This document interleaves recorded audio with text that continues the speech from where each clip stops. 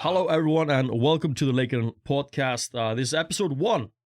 Why is it episode 1? Well, I made episode 0 a couple of weeks ago, and that was just me, myself, and I talking about me, myself, and I.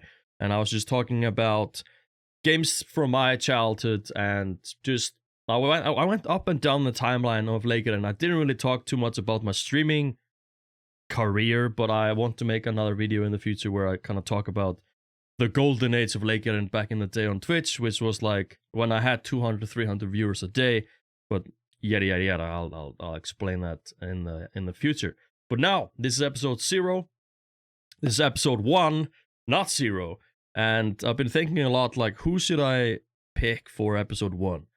And then I thought to myself, I'll rather just pick someone that, because with me, my interests and topics that I like come and go. Like, sometimes I'm really into Formula 1 for like a week, and then the next week I'm really into like my NES or something. So I invited my friend here, Fenrir, to join for some F1 discussion.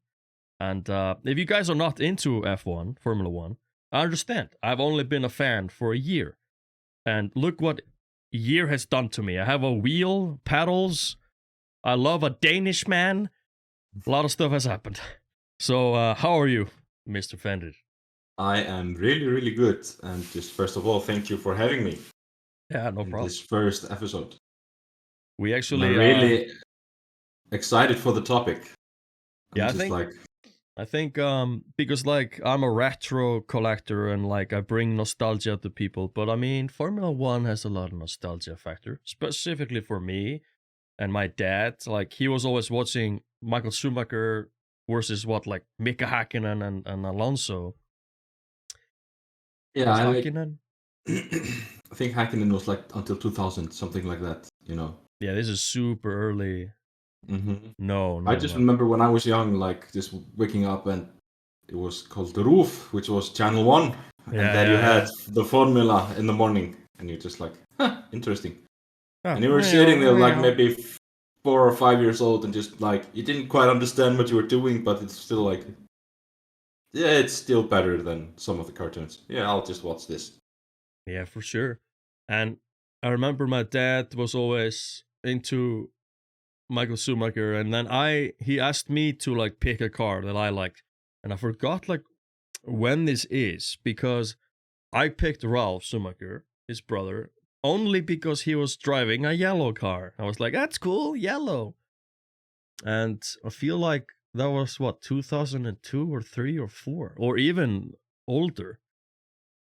This was when but I never watched it. Like I remember watching a fight between Michael Schumacher and Alonso. There was like the last lap or something, because it came out again on TV just as a highlight.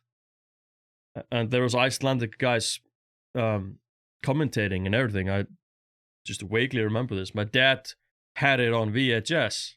He recorded it on VHS, and he used to watch that final lap. And now we have had a lot of crazy final laps in Formula 1 just in my year 1 of viewing it. But I always had interest, but my life back then was 100% just soccer. I just wanted to play for the national team and all that. I didn't really play video games. I know that's kind of hard to wrap around, but yeah. But I always had interest. I always found Formula 1 cars to be cool. So, how did you start watching Formula 1? Like, when did it like click? I mean, I was pretty young. My first race that I watched was probably like Indianapolis 2003 or something. I don't know. Oh. I remember Michael. It was Michael Schumacher. You had the Ferrari, you had the sound of the car. It's not the same as now. Had like that screaming, that raw, crazy sound. Yes. Yeah. And I mean, you watched Michael Schumacher because he won everything. He was, and he's probably still the best. Yeah. Ever in the sport. I mean, and I remember when Alonso was starting, just like he was this nuisance to him, which can probably said like about Lewis Hamilton and Max Verstappen now. You know. Yeah. kind of like how it is now with them. I kind of stopped watching after like 2006. Like, I think it went off roof and it just went somewhere else, and then it just I'm not gonna watch it anymore. Yeah, I do remember. I listened to another podcast a lot called Pitturinn, which is like an Icelandic Formula One podcast with our commentators here in Iceland, Kristján and Bragi. They are our commentators for Formula One.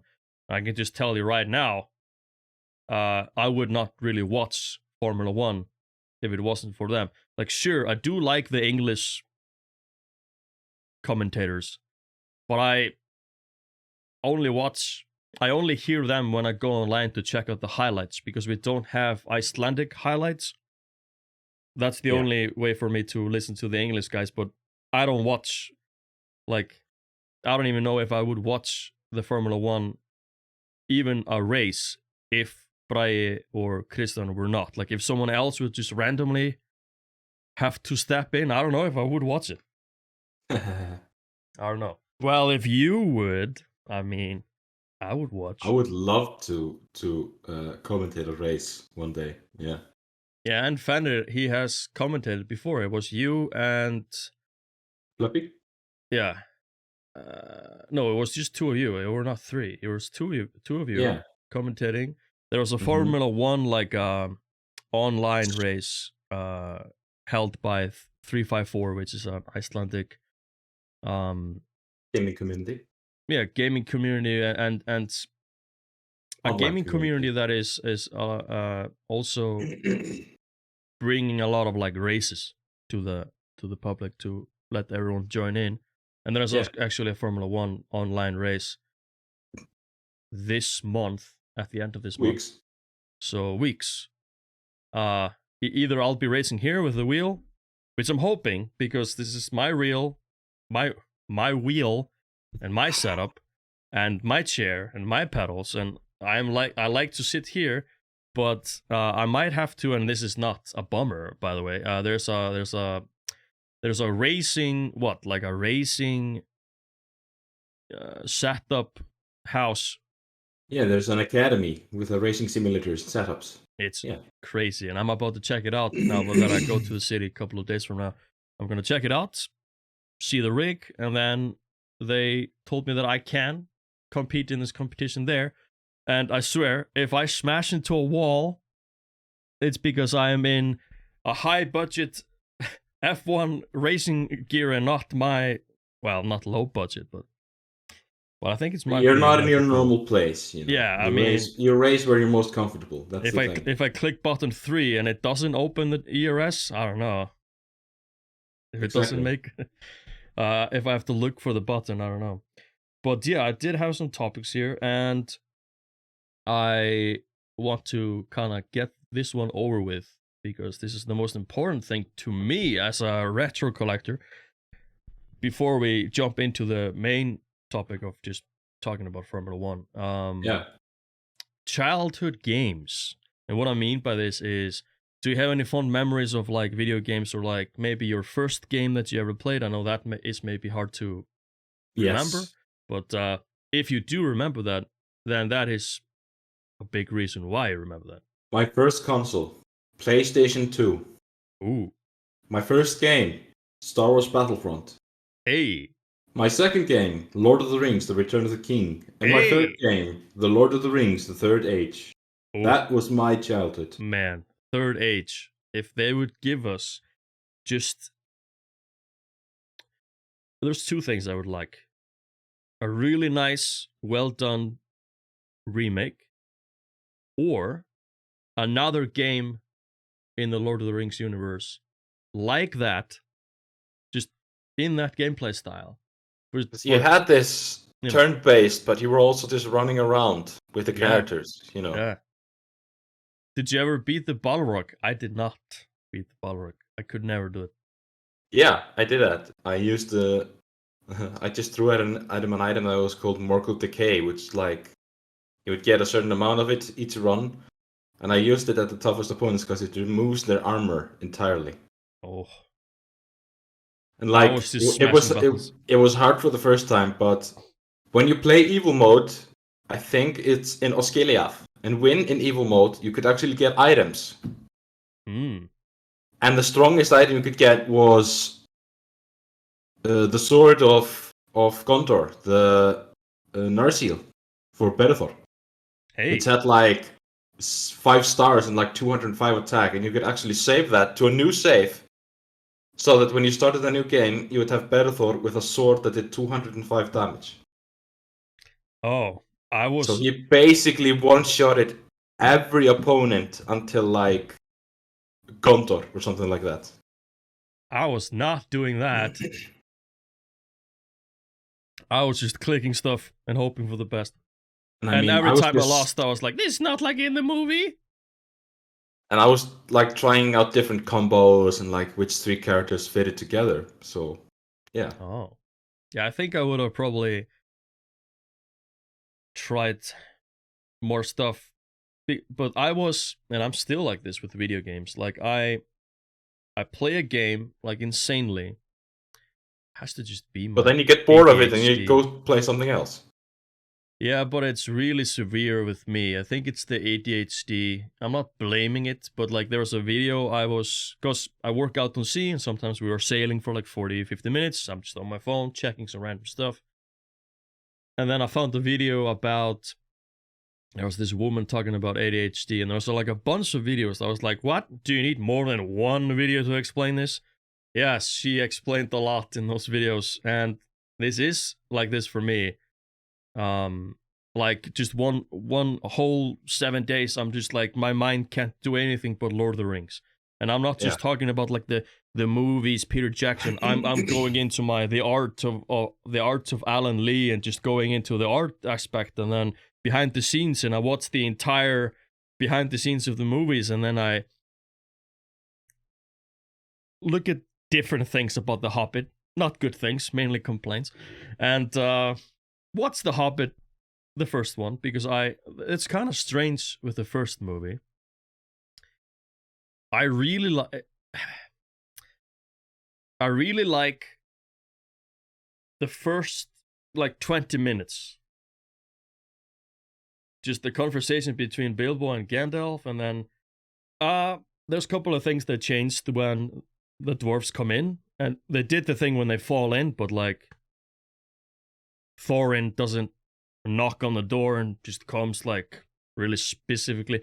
That I was just looking for details and they nailed a lot. But then when they leave the Shire, it really becomes, that's when I knew, before I knew that this was going to be 3 movies. I was like, oh no.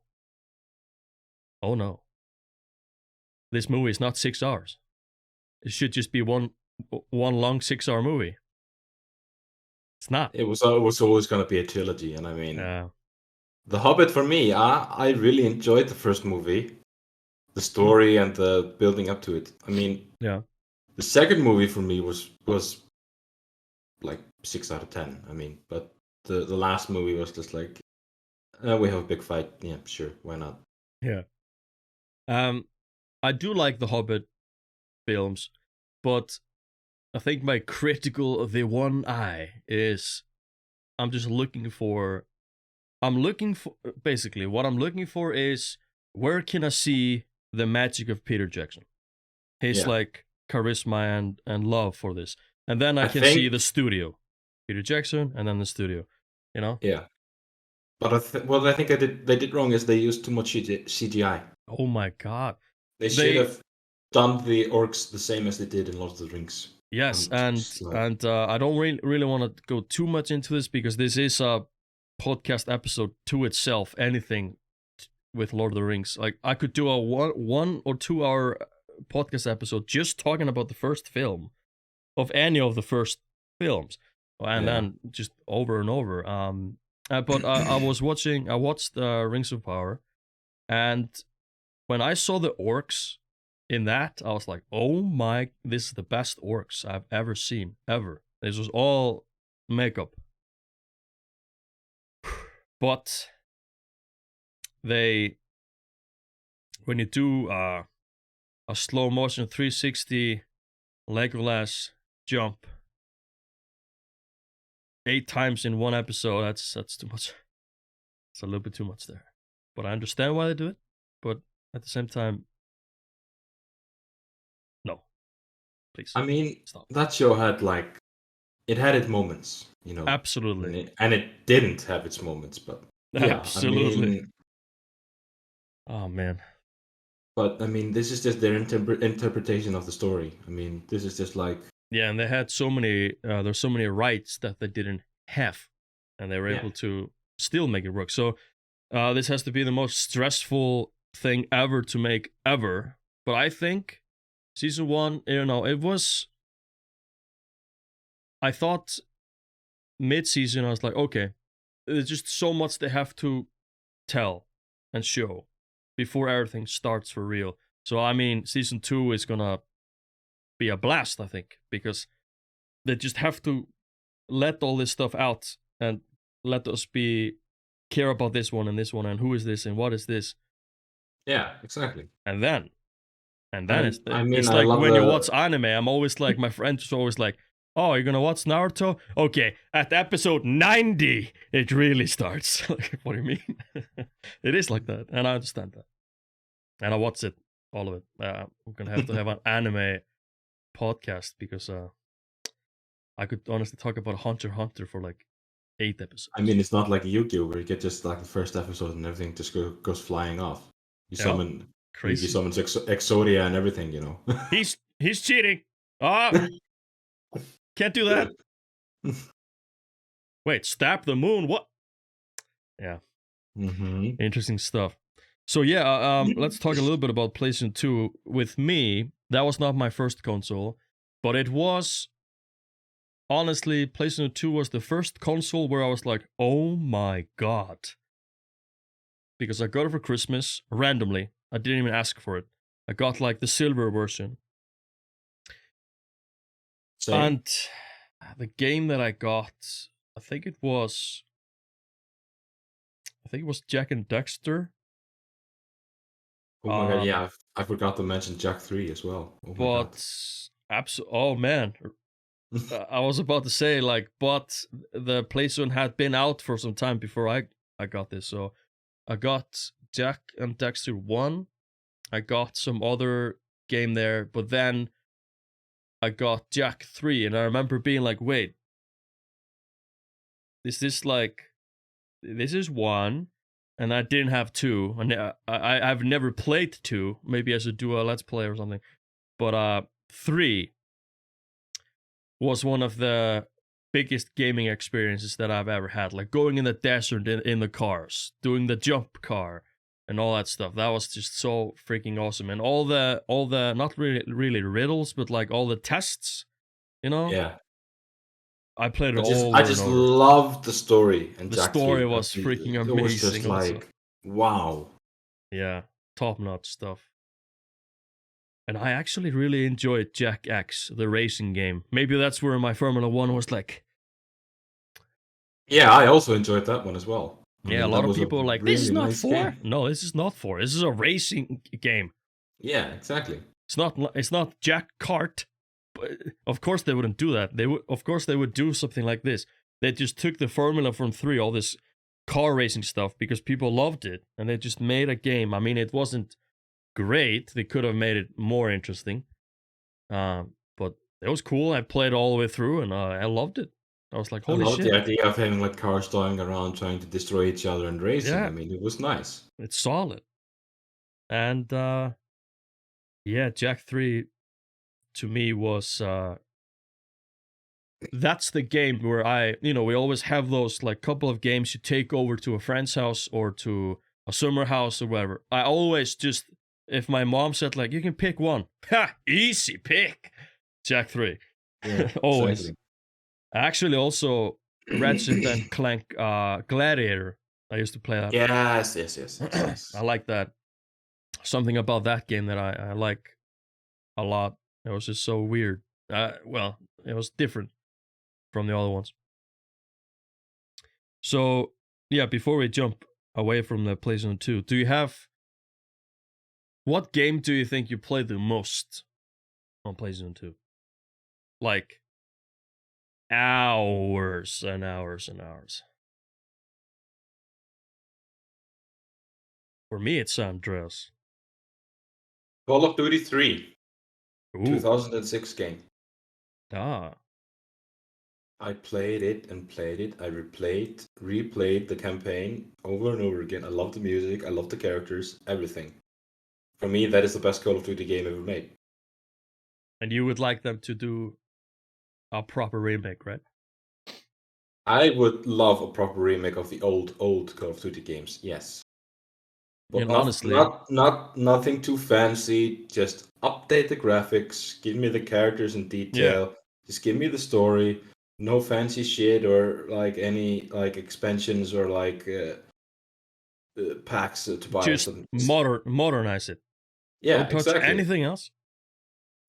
And that's the only thing they had to do in Warcraft 3 Reforged.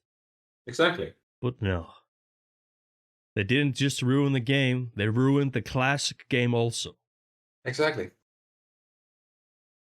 But anyways. And that was, yeah, when I got a PC, that was one of my first games, Warcraft 3.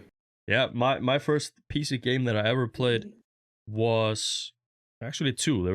This was the first time I ever really tried a PC. Like I owned a PC, but I didn't play games on it.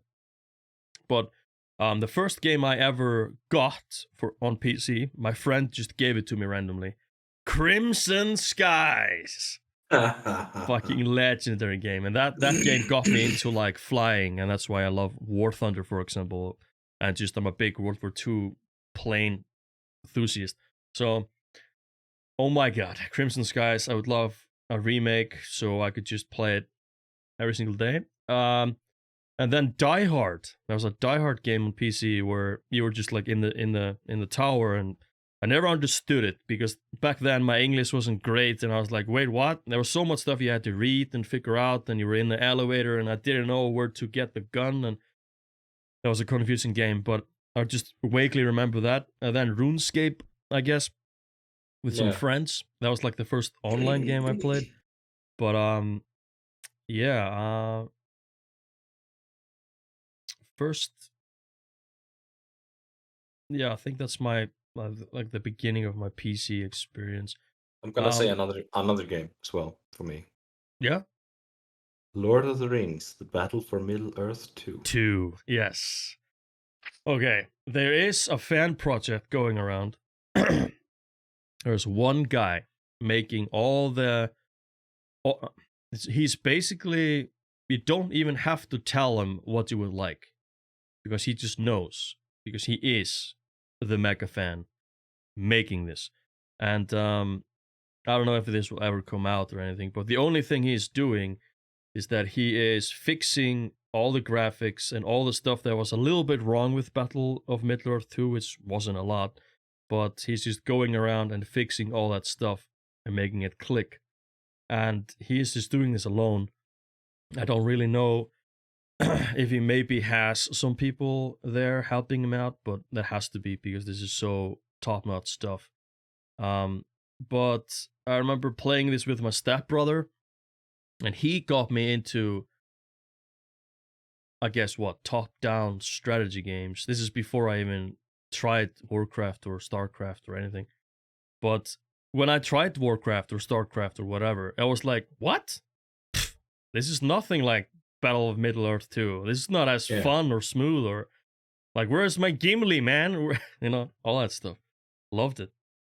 Freaking man, I love StarCraft 2, actually. I always want to just sit down and just play the story. It interests me because I'm a big Firefly fan, huge Firefly fan. And this has like it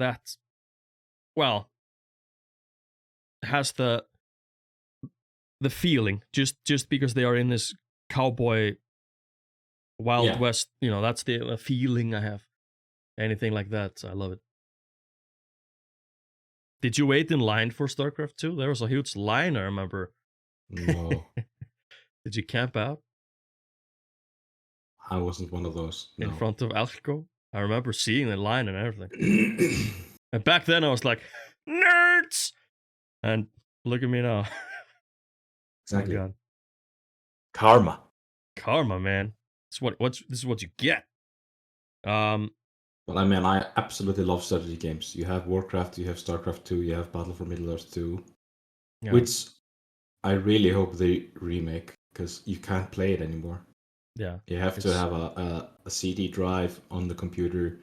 Which I don't have. Not very compatible with Windows 10. So, I mean, man. It's horrible. How could they? Dumb But idiots. there are talks of a project going on that's called the Battle for Middle-earth Reforged that is like in the makings. Yeah. That is. And I have high hopes. Insane. I have mega hopes. I just please leave that hero alone and let him do his thing. Mm-hmm. Yeah. Before we jump into F1, because my note list is basically just F1 from now on. Like, I want to talk about the fact that we live. I mean, we could have done this, guys, face to face.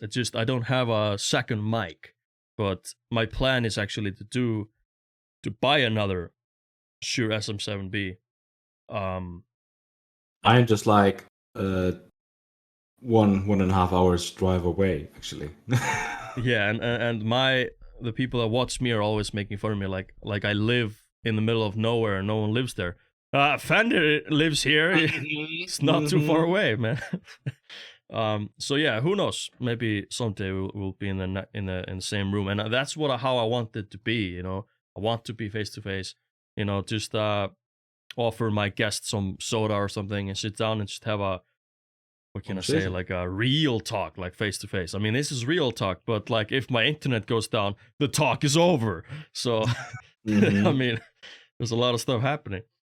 All right, so yeah, let's jump into Formula One, and I kind of want to briefly explain my experience. Like, sure, I own the golden age of Formula One, pole position, and I always remember before I understood what pole position was, I was always like, why is it called pole position? Never understood the name, but now I do. Now I understand. You got pole. Yeah, you got pole. And then you scream, yes! And then here, I have a Famicom game, F1 Race. And Mario is not in the game, but he's on the front. That's why I got it. Okay. Well, okay, I mainly got it because it's a Formula One car on the front, and it says Famicom, and the sponsors are Nintendo. So I had to get it. But the most legendary Formula car of all time is the one that had Sonic on it. Holy crap. I forgot who it was. It Senna? Yeah, Senna had a livery at one point. Yeah, he was holding the Sonic trophy. There was a huge silver Sonic trophy. Yep. Man, Senna was, what a legend. I wonder if you played Sega. Probably not. He was drowning in women before he was with one woman. That's a whole story. He was an interesting man. If Michael Schumacher wasn't greatest of all time, Senna would be. But Senna was the greatest of all time. They are just all greatest of all time in their time period. I don't think Michael Schumacher could even drive the car that Senna had to drive. Probably not. I mean, you can't compare this. It's just like Jim Clark. No one could do anything like Jim Clark. Like, good luck, Max Verstappen, crashing in the first turn in his car. It's the same, no halo or anything. Same with like Niki Lauda and James Hunt. Yeah. You know, they had their 80s period and the 76, 75. Mm-hmm. I'm not gonna go full Vettel here and just read out the entire. Yeah. Good luck, Weddle. Weedle. Yu-Gi-Oh reference. So, for me, a year ago, maybe a little bit more, I was on Netflix. I was like, you know what? Screw it. I'm sick at home. I'm just gonna watch this. And I put the first episode of Drive to Survive. And it's quite funny remembering the first season now that I know all the drivers, and I know the grid, and I know how they are a little bit. When they made this insane, huge drama about, like, Gasly failed, there's a new one coming in, Albon. It was like Albon was like the bad guy. They made it like they added some things so in a strange way that, but it makes it cool. I mean, it got me before I understood how it's a for bit real. more drama than it is Yeah. in Drive to Survive, actually. Yeah, but they did it really well, and just when they like the episode of Ricardo when he won in Monaco and all that, like when we were showing, well, poor Ricardo nowadays, but this was his like golden moments when he was like drinking from the shoe on stage and all that. But yeah, I highly recommend Drive to Survive. I mean, it got me. I swear, guys, I swear, I didn't have a single damn interest in Formula One. I was like, the cars are cool, but there was always that but. But then I watched the first season of Drive to Survive, and then the next day, yes, I watched it all in one day, and the next day I jumped into 2 and 3 and 4. And I'm really excited for the next season because I have been watching the Formula One, this competition, from the first race. And I've been here. Now I understand. So it's going to be interesting for me to see the next season because I was there. Well, my eyes were there looking at all this stuff. I wonder how they're going to do in the next season, how they're going to do all these no, they have to talk about Piastri in this season coming up. This whole thing about Alpine and all that stuff. That was a silly season of silly seasons about that one. Yeah. So yeah, I highly recommend Drive to Survive. I mean, look at me. A year ago, I didn't give a crap. I liked the cars. And here I am I'm talking about drivers and conspiracies and news and updates and like I know. And you have the K-Mac hat. I mean, yeah. I got to talk about that a little bit. It was quite interesting in the beginning when I started watching Formula One, like when I started watching the races. And this is before I started watching the practices. I was like, why would I watch the practice? And then I started watching the practice. I was like, oh man, a lot of stuff can happen here. And then the qualifying and all that. So, I mean, this is a 3-day thing, and I'm trying to explain to my girlfriend. She's like, why don't you just watch the race? You don't understand. The race doesn't matter. I want to watch the practice. She doesn't get it. I didn't get it also, so, watch Drive to Survive. But yeah, I watched on Drive to Survive. I am really glad that I missed out the part when Mazepin, get chills, when Mazepin was on track with my boy, Mick Schumacher, which I have high hopes for. I think Mick, the son of the 7 world time champion, he is on his way. But I picked the Danishman, Kevin Magnussen, and I remember I was like looking at the teams. I was like, okay, I'm gonna have to pick a team. And I thought to myself, because I was watching a lot of like mini documentaries and just review videos or something about like the old times, and I was like, man, Williams. Oh man, I'm gonna pick Williams. And then I started to look at the drivers that I'm going to be looking at, and it had Latifi in it, and I was like, oh, this guy is just some meme, likes Nutella, okay.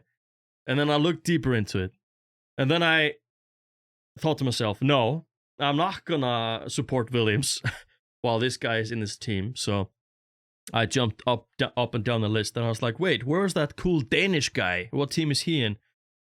And I was like, oh wow, he's in Haas. That's like a team that I haven't heard before and haven't seen on the grid before. So I'll pick that, and I wonder who is his teammate, Mick Schumacher. I was like, okay, I can watch him grow and become something, and then I can have this cool Danish guy suck my balls, mate, type of guy, and support him. And I have to support Denmark. They used to own us. I gotta represent. They used to own us, man. I gotta represent.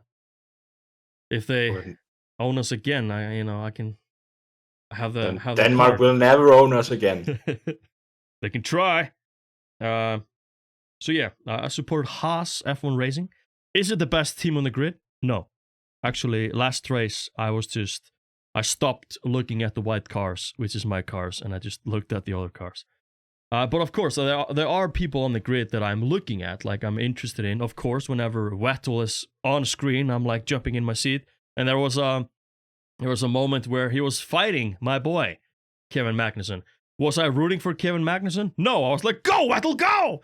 Overtake that Danish bastard! And he did on the last freaking turn. Unbelievable. That was some of the best racing this season has had. That This battle is the best right thing there. I've seen. Like, I haven't seen like the other seasons. So for me, this was the best thing this season. Jesus. And overtaking my boy. That is the true power of Vettel. That is his like. That was a Ferrari thing right there. Well, his mindset in Ferrari jumped up into his brain in that last corner. And yes, I'm talking about a last corner. That's when it happened. It's freaking insane. So He did a similar thing with Fernando Alonso in an earlier race this season. It was like 0.7 seconds, something like that. He was this ahead of Fernando Alonso. It's just like, oof.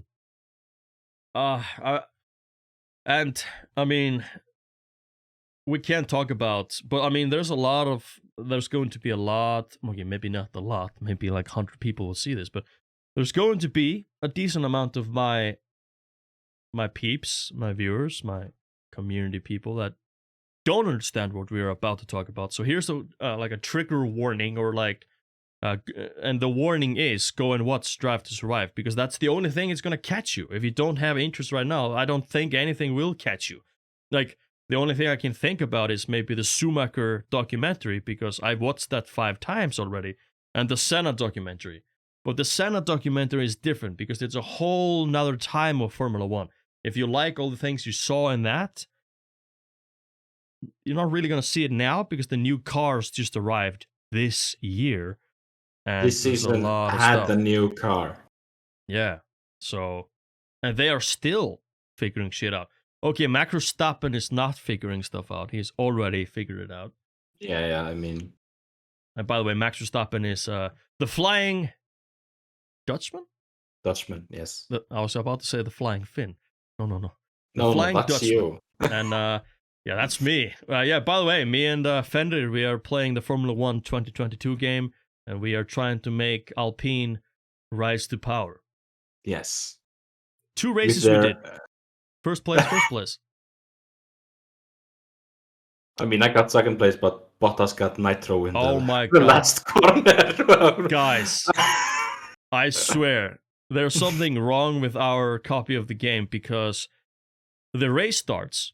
We both have a really decent start. The start is when the lights go out, and we basically are 1-2 on the grid. Yeah, 1-2. We're at the front. Turn 1 is coming up, which is a really scary turn, by the way.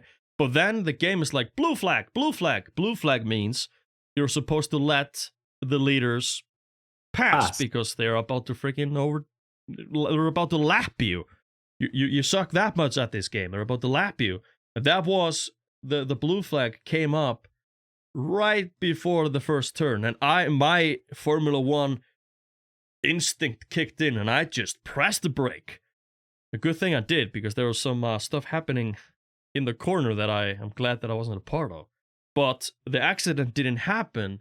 There was a huge accident about to happen in the turn, but it didn't happen because for some reason half of the grid was like a see-through car. A see-through car is like you can go through him instead of smacking into him. And we had realistic on, so any real damage to the car and you're out.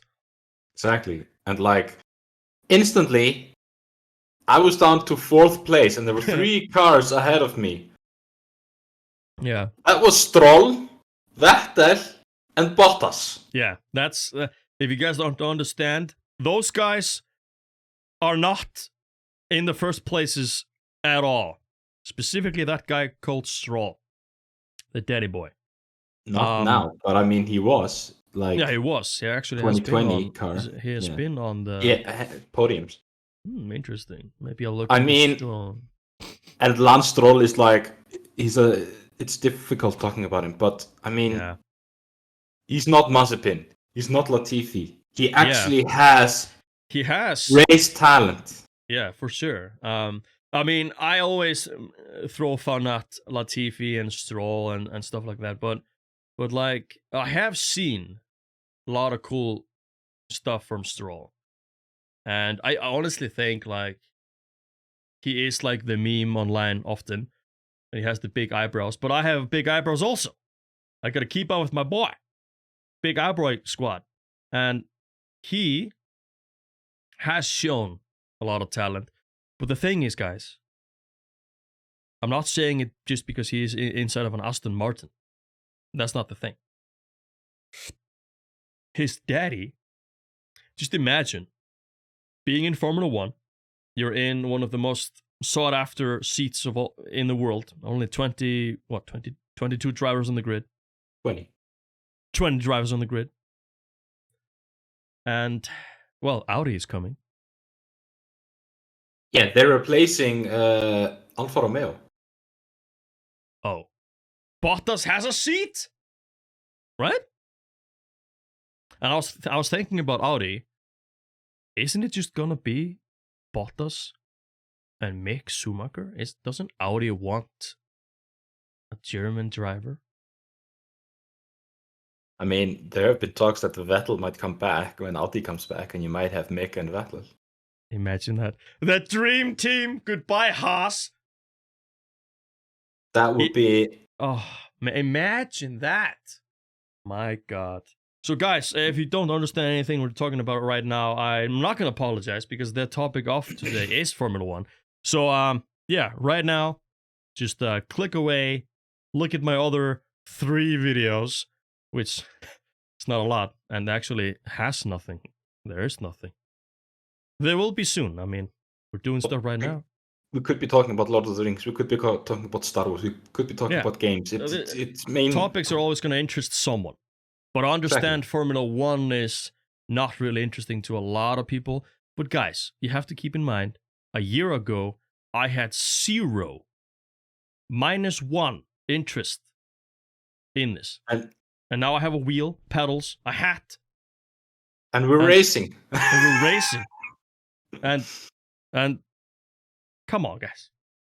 Check out watching Latifi. Formula One. The Formula One weekends are a big thing. Yeah. That is holy hour to us. That is watching practice and the qualifying and the race. And now we actually have a race in Brazil this weekend, which also has a sprint race, which means that qualifying is on Friday. So we have extra party incoming. Yeah, and this is going to be my first time ever seeing a sprint. And when I was playing the F1 game, I was like, wait, what is this? Sprint? And then I clicked it, and that was awesome. I was like, what, 11 laps of just crazy racing? And I thought to myself, man, I want this in the actual F1 real life. And then I looked into it, and it's coming up. Haas has been doing really well in sprints, so yeah, we might be seeing some points. My boys, the points! Gunther Steiner and his boat! Oh, by the way, guys, if you're gonna watch Drive to Survive, and you're thinking it's just gonna be some documentary about Formula One drivers and cars, you're not wrong, but at the same time, you're not right. It's so much more than just what you guys think it is. And really it has Gunther Steiner, and you just have to figure it out. It's Gunther Steiner is an Easter egg. Just a bunch of fucking legends. Check it out. Just embrace Gunther Steiner. Yes. He might actually get me interested in boats. You know? I work on a boat and I don't have even interest in it. Kevin. Mick. Oh, no. Mazepin, can you come into my office and talk to me for a little bit? It's when he was telling him to not be so negative, but he was like using all the swear words, and then he's like, okay, thank you, bye. Like, what a legend. Man. All right, so it's going to be F1 from now on. So I wanted to jump on the first F1 topic here. Um, well, we almost talked about it. Do you have a dream team? Like something that could happen, like might never happen, but something that could happen, like not Vettel and bringing Mick. Senna from the dead or anything. Vettel And and Mick. Mick. Yeah. But what if it's anything other than Vettel and Mick? I mean, Vettel and Mick is the dream team for everyone. I think everyone would love to see it. Latifi and Stroll in a Haas? No. No. I would like to see one race. Latifi in a Ferrari. Just show us, Latifi, what you can do, boy. He's gonna spin it in the first turn, and no. Yeah. I mean, there are a lot of drivers on the grid. Like, if you could match together, but that's not gonna work. I mean, now we have an interesting pair for next season in like Gasly and Ocon. Yeah. They have history. Yeah. It is said that Gasly actually stole Ocon's girlfriend at some point. So there might be some tension there. Still, they don't say it is, but I suspect we might be getting some crashes in the next season and a battle of teammates. I mean, Ocon has shown that he is excessively fighting Alonso on the grid. And we can't forget that amazing double overtake Ocon did a couple of races ago. That was freaking cool. Exactly. But the fun fact is that Gasly has 10 penalty points. Yeah. So the story is, if you get 12 penalty points, you miss a race. And those points are not going until midway next season. Yeah, just imagine that. And also, it's quite funny about this. You might think to yourself, yeah, he's just going to be careful. But then you think to yourself, no, this is Gasly. He's not going to be careful. He is a risk taker and passionate. And, he is a hell of a driver if you think about it. And man, I am so excited for the Drive to Survive next season to see they are so funny together and lovable. Yuki and Gasly, they're just a hilarious pair. Yuki and Gasly and Ricciardo and Lando. Those are the most hilarious pairs. They are amazing. I would love to see Yuki and Zhu Guanyu together in a team. I was about to say that is okay. That is not my dream team, but that is like a dream. Give me one season with that. Just exactly. Please. Just how amazing would that be? Zhu Guanyu has been really good in his rookie season for Alfa Romeo. He's been getting points. He's been ahead of Bottas. I have big interest in him, and especially I think everyone has their eyes on him after the crash, because this was the craziest crash I've fucking ever seen in my life. If you've never seen that, I would recommend you go and see the highlights from this year's Silverstone race. I mean, it was a good race, but that crash, and that shows the importance of halos once again. Is it when Max Verstappen's tire went on the top of Hamilton's head? Yeah, that was last year. Oh shit. This year it was, of course, Guan Yu's spin and flying into the fence. Shit, I mean, man. He's okay, but yeah. The thing is that he is okay, and really cool on Russell parts to just screw the race. I mean, his tire was fucking gone, so he just jumped out of the car. But there's some weird rules you're not allowed to touch. Screw that, man. Help the guy out of the car. He was disqualified because he jumped out of his car and was touching as soon as he jumped out of his car. Yeah, stupid rules. I mean, it's just a bit of a controversy. But I mean, this has happened back in the day. Also, I was watching a video where something happened. I forgot.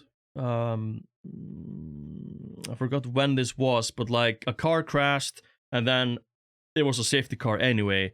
But a Ferrari stopped next to him and just gave him a ride. Yeah, exactly. I forgot. Sportsmanship, stuff like that. I love to see that.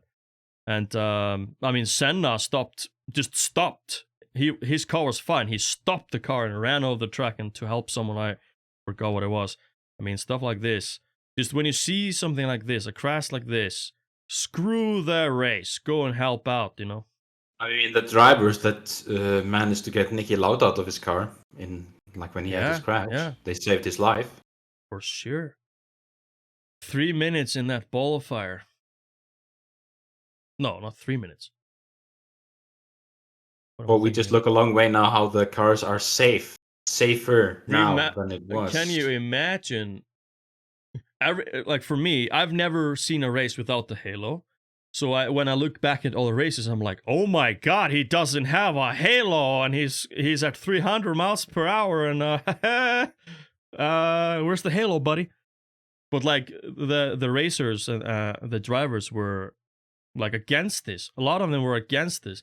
But then they saw the tire smash Hamilton's helmet, and they're like, oh, okay. But Toto Wolff, he was very against it, but he was so, when he saw, Hamilton's helmet after Verstappen's wheel, he was just like, thank God that the halo got through, that we were wrong, that we who opposed it. Joe wouldn't have a head if the halo wasn't on his Alfa Romeo when he was upside down, guys, going probably 200 miles per hour and spinning and smashing into a fence. Not smashing. Yeah, he flipped in the air and smashed into the fence. He flipped over the barrier. The barrier, yeah. And flew into the fence. Oh my god. Have you seen the video from the guy in the stand? Yes. He's just like talking to his mom or something, like, I'm so glad I'm here. And then, holy shit, just a car. It's a car coming and just boom. Smashing. And the impact, there was like dust and rocks everywhere, man. Jesus. Yeah. But he was okay and he was unharmed. It was not a scratch. So that just shows how well built the cars are. The guy that had it worse than him, who was it that, was it Russell? There was another car that span also, but like didn't go upside down, but he span, but there was so many G's that his stomach was horrible. Albon. Yeah. I mean, Jesus. The Williams of Albon. Yes. I want to talk about Albon.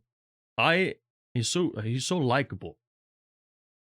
But the first thing I thought when I saw the Drive to Survive when he came in, I was like, man, this is a really small, petite type of guy, and he's really like, excuse me, sorry, and but when he's in the car, he's brutal. It's quite funny when you see a driver out of the car in the car, like Ricardo, smiling, super nice Aussie guy. In the car, he's beast. He's a beast. Not now. Something's going on with him right now. I mean, last race he was a beast. Last race, wow. When they were showing other cars, I was like, show us Ricardo! He's going to overtake those cars anyways. I mean, he got the driver of the day, even though he got a 10-second penalty for actually just taking out Yuki Tsunoda, who was pissed. He was pissed. What the fuck are you doing? Even with Yuki Tsunoda in the F1 manager game, there's like 3 voice lines of him, and all those 3 voice lines of those 8 or something are just him screaming, check the tires, okay? Like, oh man, I love it. I love Yuki. I checked out his F2 career. Holy crap. What do you think about this? I feel like a lot of F1 drivers are really great. Takes time for them to get used to the cars and all that stuff. But I feel like,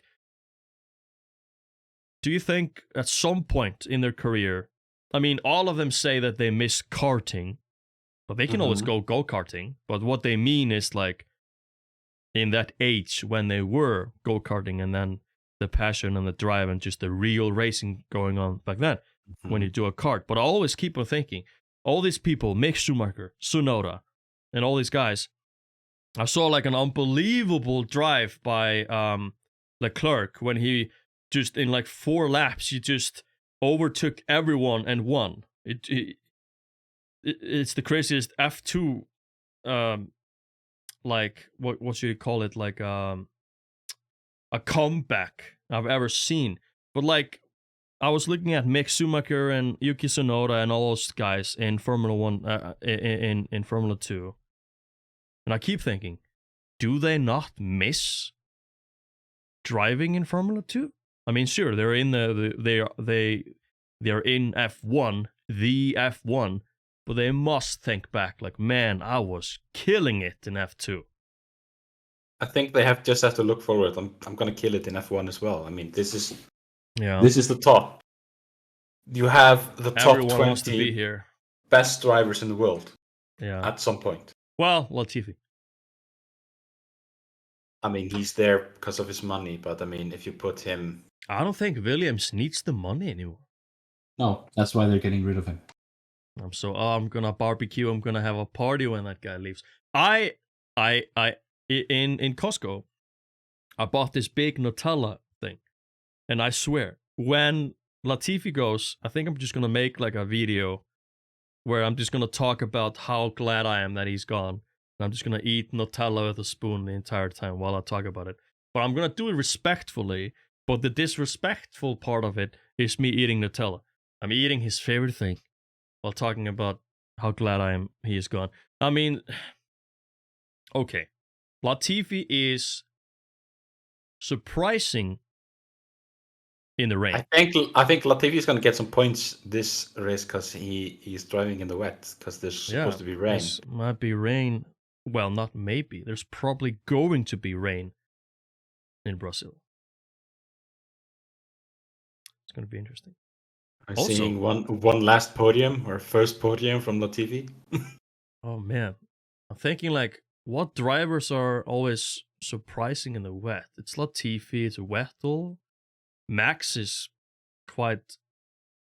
Max is good in the wet. He's good everywhere. I mean, it doesn't matter. It doesn't matter. It's like, for me sometimes when I watch Max Verstappen, it's like, okay, AI is at 20, and the weather and all that stuff, he just has it like downforce and grip. It just puts it down. So he's like driving in the rain, but it's just clear weather, but it's raining.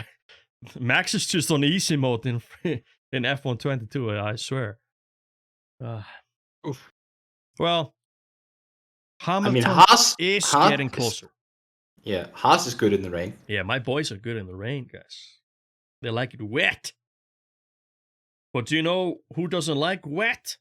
Formula 1 doesn't like the wet tires. Wet tires are the most useless thing in Formula 1. Never see them. I mean, I put Giovinazzi in my F1 manager. I put him on wets in the beginning of the race, but everyone was on softs, and I didn't realize the rain wasn't until 10 minutes from now. And he was going really slow. Mm-hmm. I mean, there was no wet for him, but yeah. And whenever there's rain, well, actually, in F1 manager, when the millimeters go around 3 or jumping up to 4 sometimes, they do pit for wets. But when it goes just a little bit more down, they pit again and put on the green, the intermediates. Yeah, I always just keep the green because I know it's going to go down. It's so solid.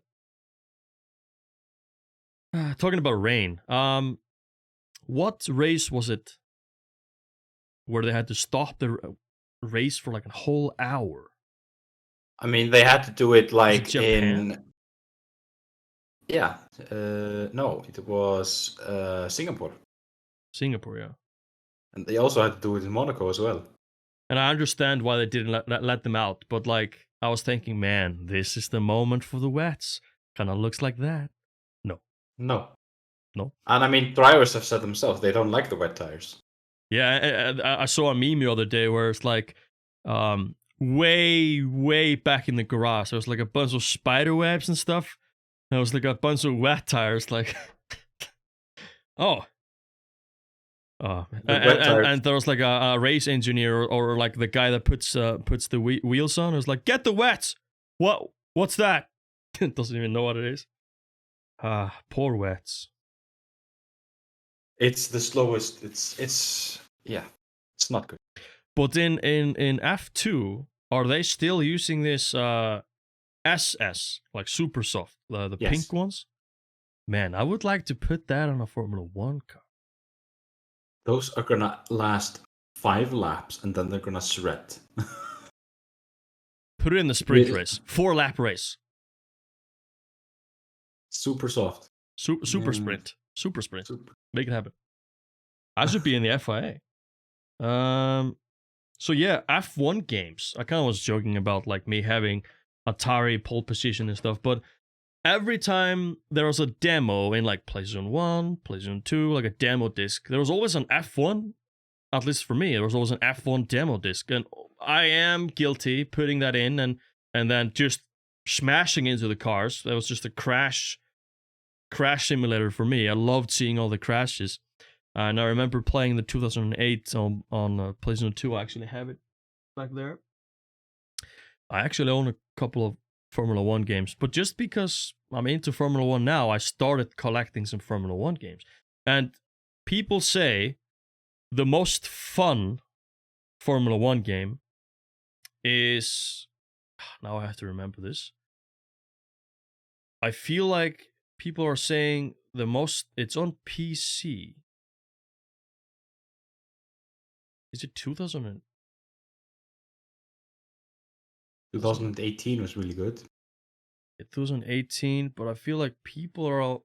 It's the all I remember is the cover is like yellow and has like some driver on the front and his car. I feel like people are talking about 2003.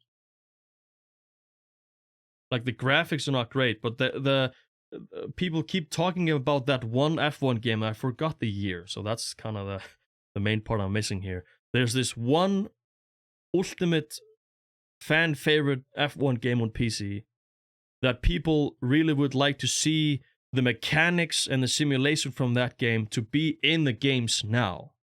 I mean, the graphics weren't great, but so isn't a lot of games. Graphics is not everything. But actually in F1, the new F1 game, graphics are ridiculously nice, gotta say. I think maybe it's 2008. What am I thinking about? Actually, I have to check it out real quick because I have the image of the game in my brain. So F1 PC favorite game has to appear here. Let me see. No. Is it 2012? Oh, maybe it's 2012. No. It's not. F1 PC game best? Maybe it will appear. No. I'm just looking for the cover. Can't see it. Can't see it. Yeah, I'm not seeing it. At least not at the moment. Yeah, there's this one game that people love. I just can't see it. Can't find it. But enough of that. There is, well, I do like F1 22. But I mean that the race last night, that blue flag conspiracy, that was ridiculous, man. What's going on? Game is still unstable. Like it's buggy and like... Yeah. Well, 23 is probably going to be top notch. Also, I want F1 Manager 23. You're cutting out a bit. Me? Oh, Yeah. Maybe I hit the mic. So I want to talk about F1 racing wheels. I went kind of overboard. I bought this from a friend of mine that works at the GT Academia, where I bought this from him. This is a Ferrari F1 wheel add-on. So when I was buying this, I thought to myself, I don't want to get like a, what is it called? A base, the thing that makes everything move and gives me the feedback. Mm-hmm. I have it here. Forgot the name of it, but it was expensive. But then I thought to myself, I just want an F1 wheel. I don't want a wheel because I'm only going to be basically driving F1. That's the only racing game I'm interested in at all. Even when the game allows me to drift or try out these supercars in the F1 22 game, I just click skip because I just zero interest. Even though I'm missing out those 1,000 points that they are offering me and 100k, but yeah. Comparable with T300. That has to be my base then. Yeah. Everything else is in German. It's in German. This is legit. It's a legit copy. So, what is the wheel that you have? I saw you sent me a picture of your rig.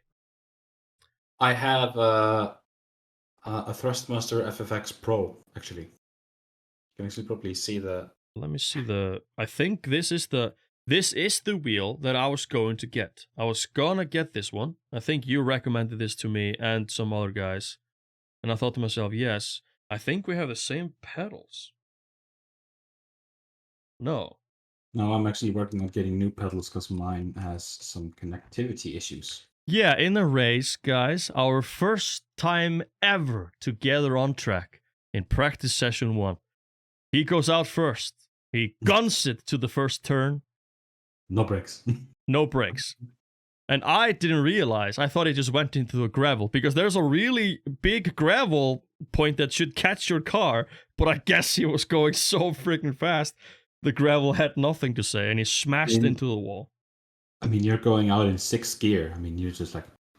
I really think maybe this is because I have it on cinematic or something when maybe we should have safety car, we do it ourselves, the formation lap, we do it ourselves, and the pit stops, we do it ourselves. But I wonder about the pit stops when we have to do it for real.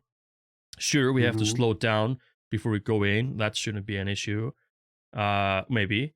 And then we go to our pit lane and we click the button to get either like bad stop, medium stop, or perfect stop. But I wonder, do we have to turn into the group and stop the car? I don't know. I don't know if I can do that. I don't know. Specifically, I don't think I can do that when I am really like in the zone and I really want to get out of this pit lane right now because I need to secure like maybe I'm in P3 and I have to secure that I come out at least in P10 or 9 or something. So yeah, I don't know.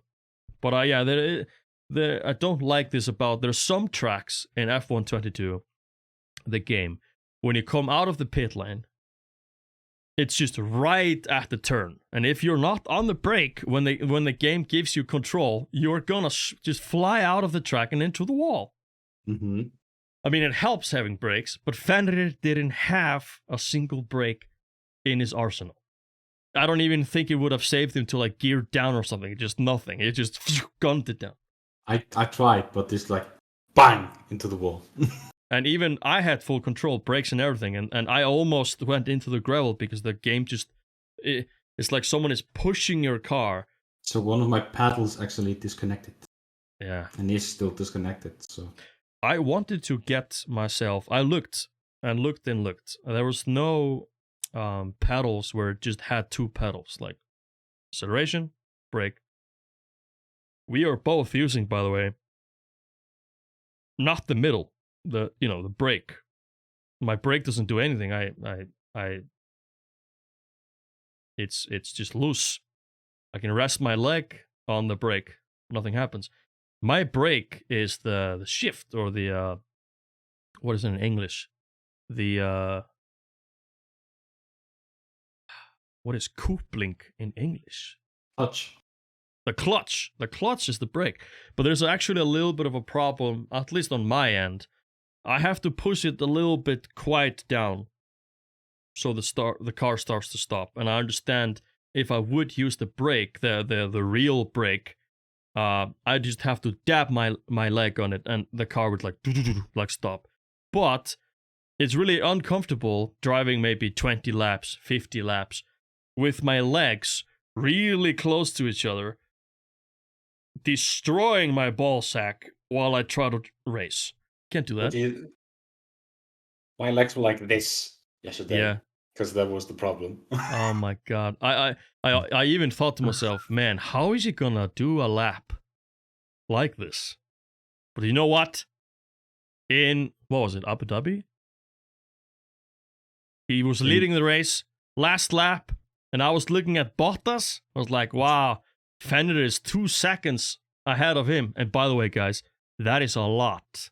You can barely see him in the rear mirror. And then I saw like 1 second. I was like, wait, what? And then what? 1/8 of a second, 1/7 of a second. And then he flew in the direction of Fenrir, overtook him in the last freaking turn, and just Fenrir didn't even have a chance to catch up to him because the sprint to the racing line from that corner is really short. So I mean, if it was on all the way at the end, maybe you would be like wheel to wheel, but still Bottas like the flying Finn. What was that? Wow. My tires were done. Like I had like 75%. I had the soft tires. Yeah, and I had the soft tires, and he had the mediums. Yeah. The hell? Ridiculous. Yeah, I was talking about like the dream F1 team. This doesn't have to be necessarily dream F1 team topic again, but I'm thinking like, what drivers would you like to see somewhere else right now? Like, I would like to see Mick. I would like Mick to leave Haas, and I was really hoping that Mick maybe would go to Alpine when that was like when all these doors were open. But I thought no one is really gonna want Mick because he hasn't been proving him. He's improved, but he hasn't been proving to anyone that he is. I mean, let's be fair. Mick Schumacher has that. There is a spark in this boy, but he's in the wrong freaking car for sure. But still, he's pushed this car to the absolute limit. Absolutely, pressing it several times, just trying to get a decent lap time. But I just saw like when K-Mag, wasn't it his first race P5? Yeah, first race back to F1, guys, and the Danish man jumps into a goddamn Haas car. It goes P5. Mick was P11 though. Yeah. Almost double points. Close. That was close. Wow, that was almost his first points. Jeez. But it was very emotional, like seeing his first points in. That was awesome. In Silverstone.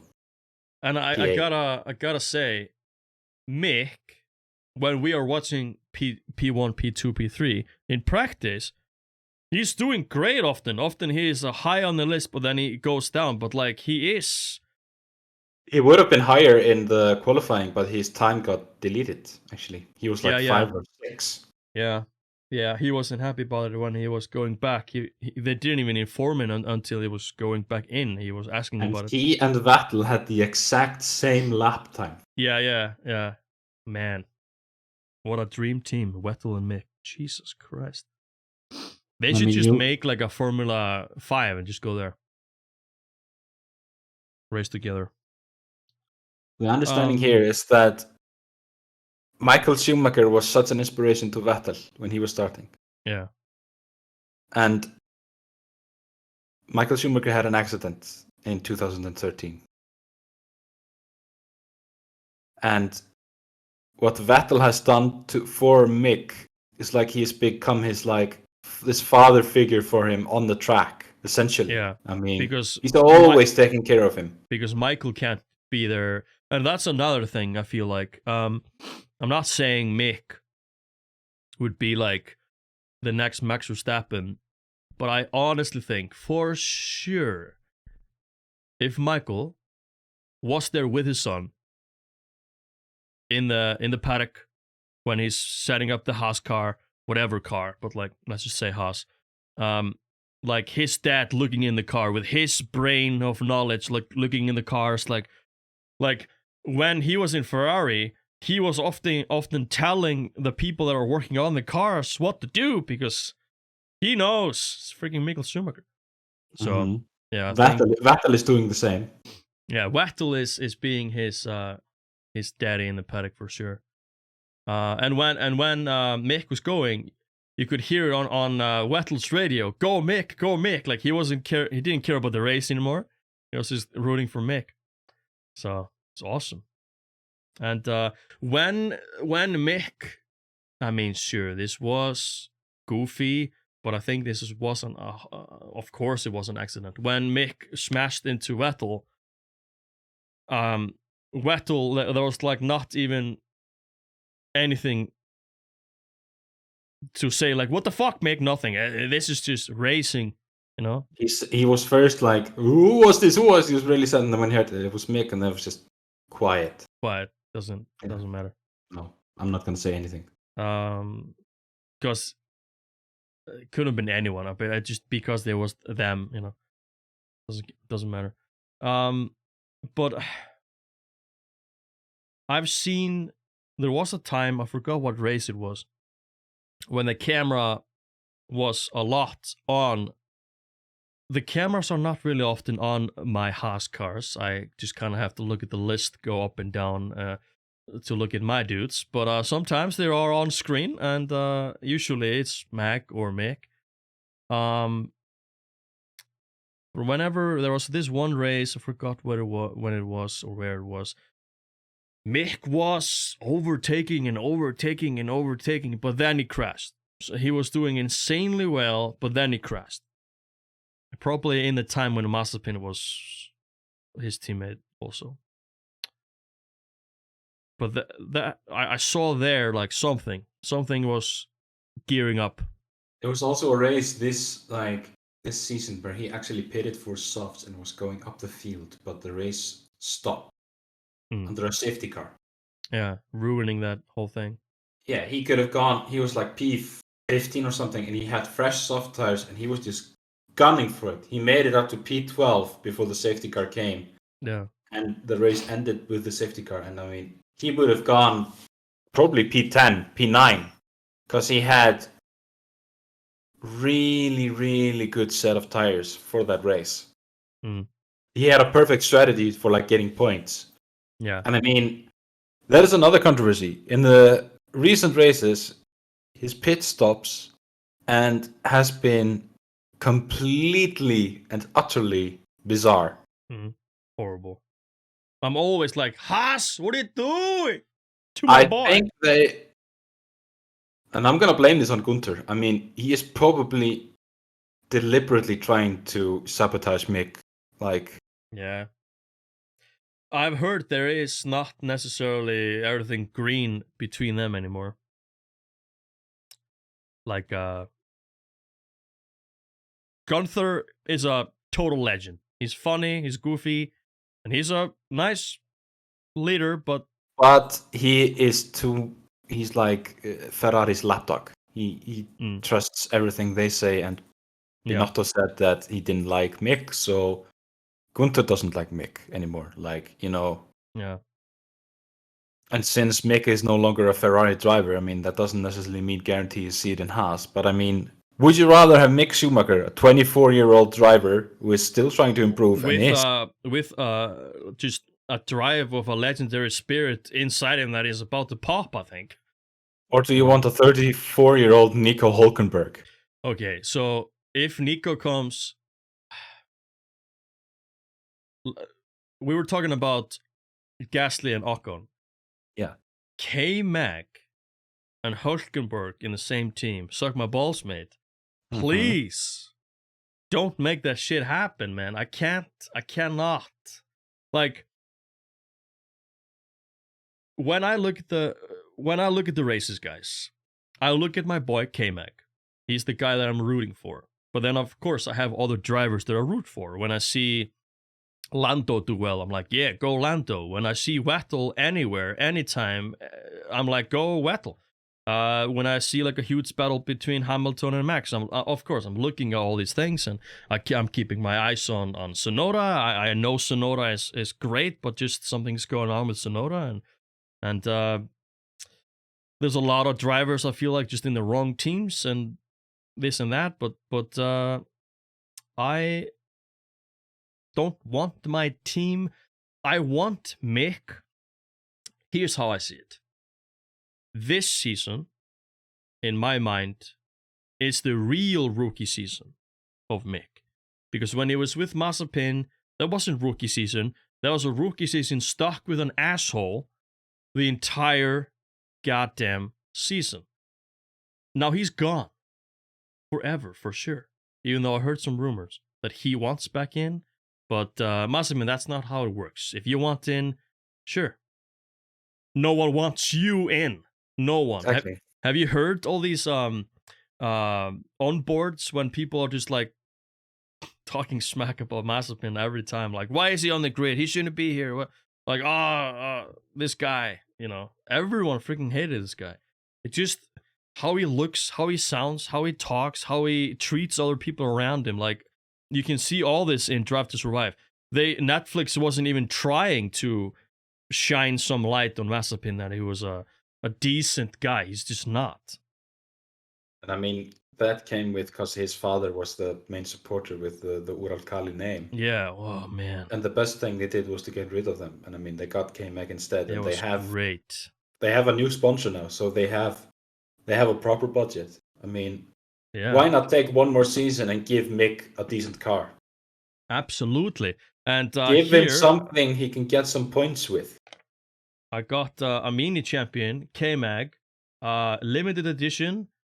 Haas, what does it say? Haas, F1 team, Kevin Magnussen, Abu Dhabi, and the wheels on it broke off because I was screwing the thing and I wanted to check out the car because I was stuck on this. And then I put it in and I forgot to screw it back on. And then I was taking this down because I took the camera with me. I was going to take cool Instagram photos. And I was only holding the glass, as you do, because it stuck, right? And the glass fell off. And the car slipped out because it's not stuck on this thing anymore. Fell down the stairs. My dog almost ate the right wheel. And it's ruined, but I can glue it. But now that when I look at the Haas car broken, I feel like, this happens often for Haas. Our Haas cars have looked a lot worse than a car missing his two front wheels. People are still like saying that Mick isn't better than K-Mag, but I mean, he has beaten him time and time again on the grid. Mick has been great. I mean, K-Mag is a good driver. I mean, will never be taken from him. I mean, but he's had some bad luck with his front wing this season. He has been sent way too often in the pits to with a flag. What flag was it? Yeah, he's been getting that a lot. Orange, black. Black, yeah. That was the first time I ever saw it. Thank you, Mac. Never seen it. And I mean, it's just bad luck for him. But I mean, Mick is trying and trying and trying. Yeah. And I really hope this is his second time now in Brazil. I really hope he's going to do something because, I mean, he deserves a seat. If there's any driver that deserves a seat, it's him. Absolutely. Like, honestly, I was really hoping, like I did mention this with Alpine, but I was really hoping Latifi out, Mick in. Like, in Williams. Yeah, Mick in a Williams. I mean, I was like, man, that could be cool. And a nice teammate. Albon is a nice guy, really talented. And they're both kind of, I'm not saying they're in the same thing. Albon is really gifted. They're both gifted, but Albon has been really showing it way better than Mick this season because Albon is just Albon. Gasly and Albon have the same effect. I mean, they're just shadows of... I wouldn't want to be Max Verstappen's, co-driver. I mean... No one honestly, I feel like Max is never going to get a better teammate than Perez. Perez is just the defender and the street circuit god and all that. But they have this really nice chemistry, and Perez is just the ultimate teammate to have because he's really faithful. Like Bottas was to Lewis. Yeah, that's what's going on. So when Perez goes to, I'm not saying Perez is going to go, he is going to go in another team that wants Perez. Perez is Perez. But I think when that might be interesting and scary for anyone to go. Just imagine how scary it is. You're getting offered a seat at Red Bull, but your teammate is goddamn Max. Exactly. It's not like Russell going in. Sure, I'm not saying anything ill of Hamilton, but like it probably wasn't as scary I think it was more exciting for Russell to jump into Mercedes, because now he can prove himself with a legendary teammate, one of the greatest of all time, if not the greatest athlete of all time, Lewis Hamilton, but he is having real issues. You're kind of safe as the second driver, and Russell has been proving him. He's been on pole almost all the time, and he's doing great. Yeah, but he's always blaming everyone else for his own mistakes. Yeah, that's something that Russell has to stop. Two things that one thing that Russell has to stop, and one thing that Hamilton has to stop. Hamilton has to stop being like, he went over the line on turn 3.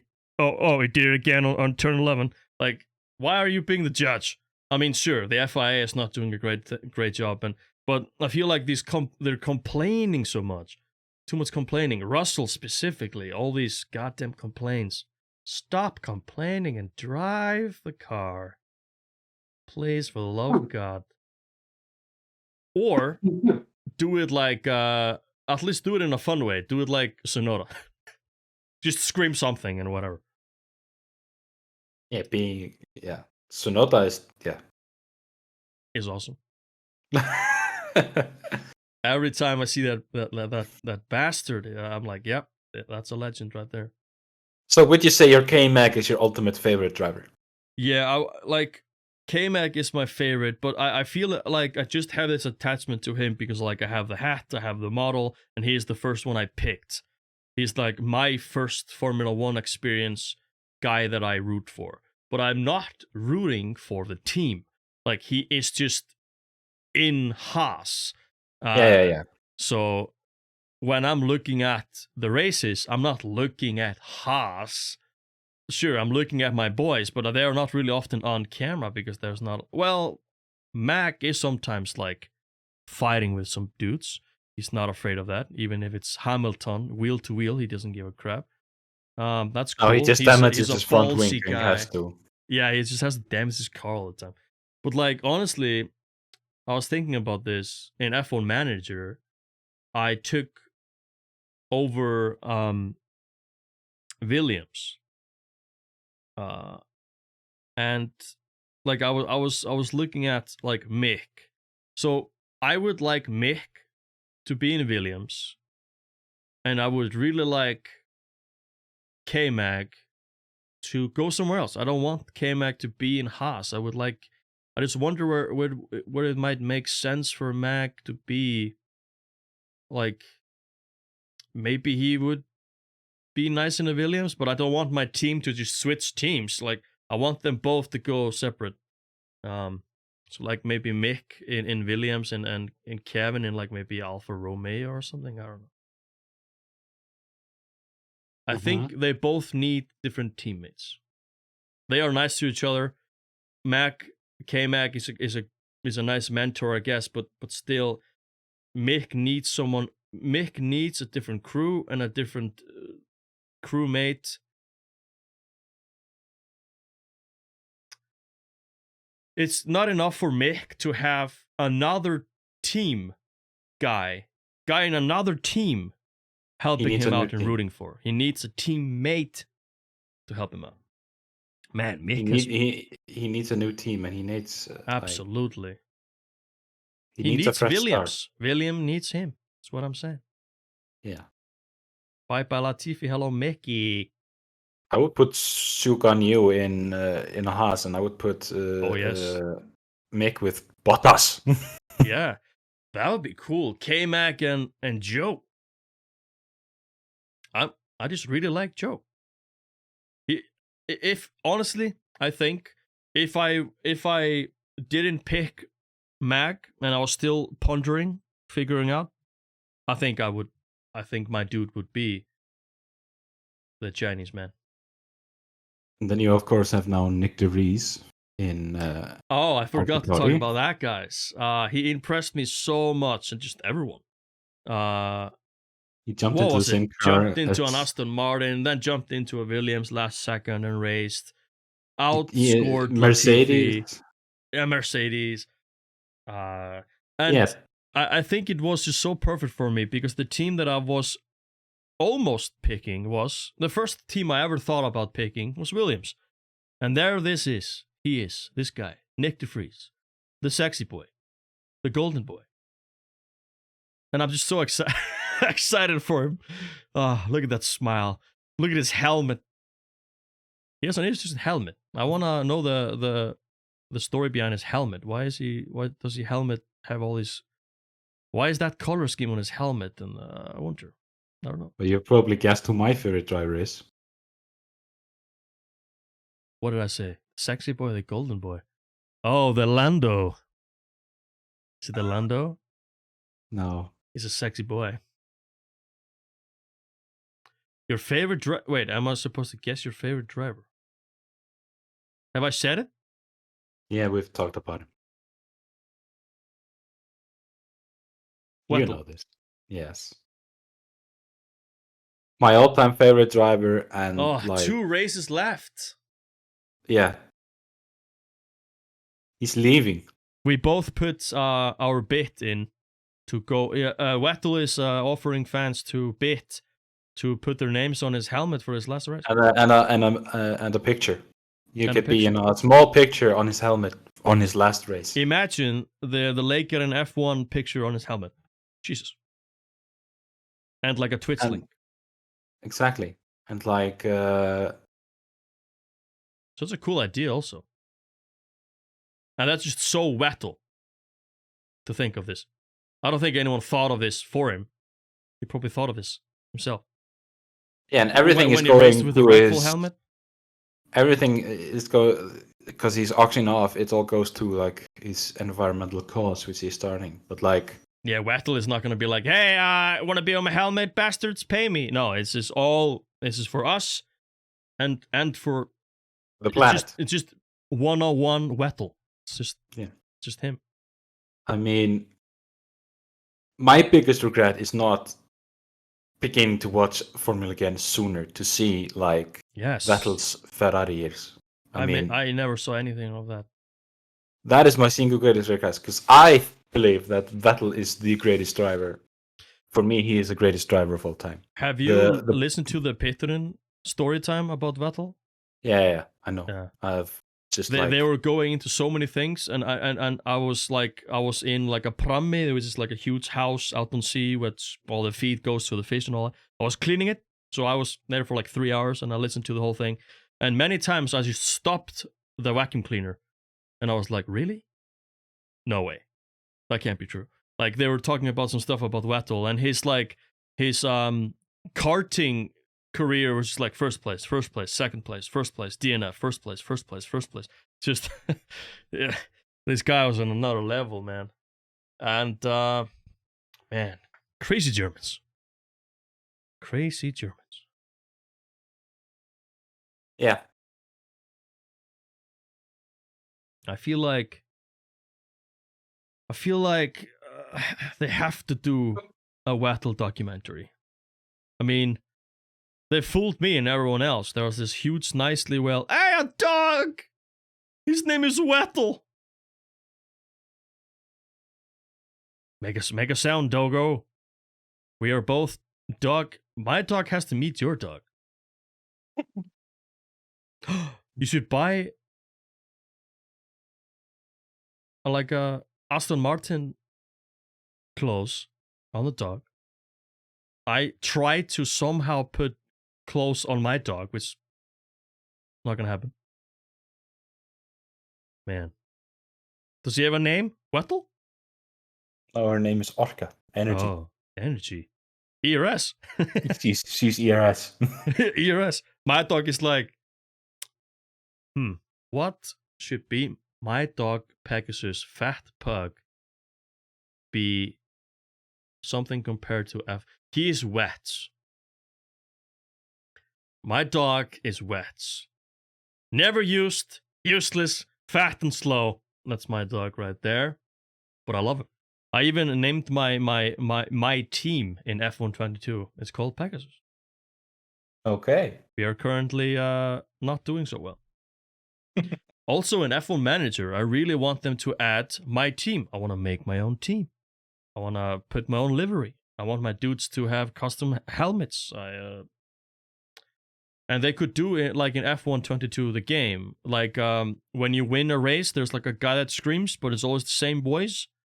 They should just do that in F1 Manager. Just give us like 2 voice actors for... Give us like a standard team for your team. Or if you want to pick real drivers for your team. But they have to give us like 2 default random dudes that you can name or something. Exactly. Or name the beginner name, but the last name would have to be the name that they shout out in the game, for sure. But yeah, I think we should be ending this, but there's 2 things I wanted to talk about, which is 354, which is a gaming community here in Iceland, with a bunch of my friends, if not all of my friends, are a part of this, and they are also starting up, or how should I say it, they are behind the next F1 online race, which is happening this month. And I personally have not been really much... I think I'm just that type of a guy. I don't mind being alone. Maybe it's a flaw. But like, I'm really not... it doesn't really pop into my brain just like, hey, I'm gonna go on Discord and play with a bunch of my friends today.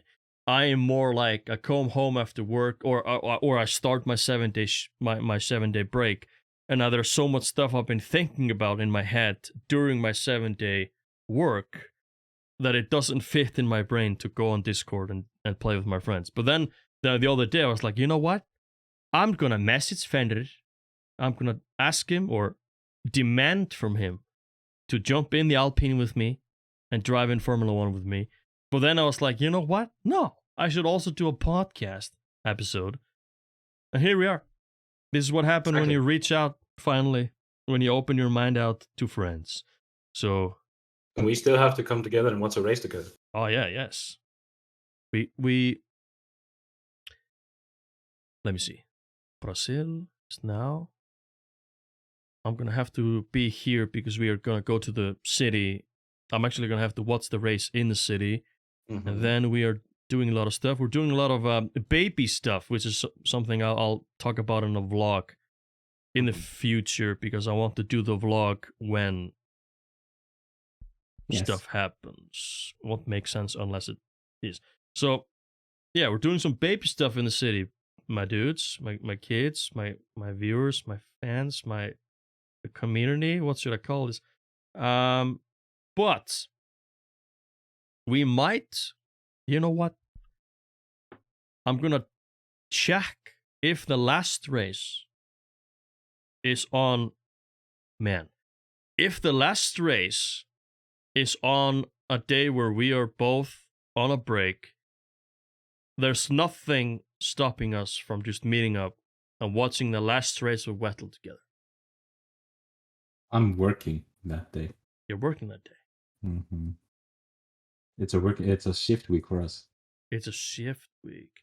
We could watch the pod, but VI Play only allows it to be for 1 day afterwards, which sucks.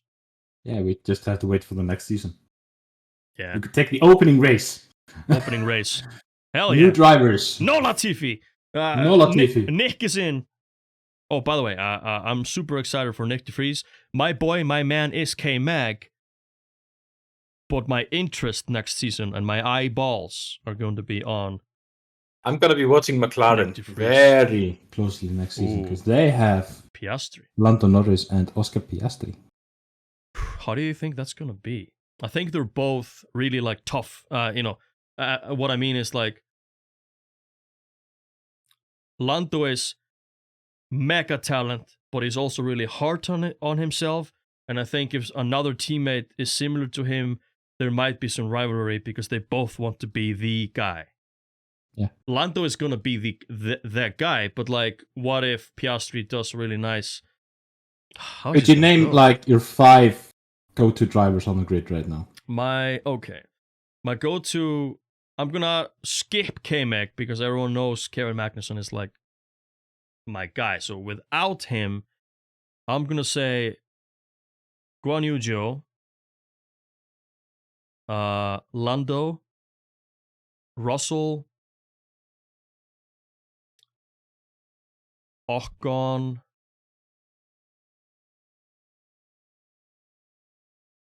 My mind is going between Gasly or Tsunoda. But I'm gonna take this.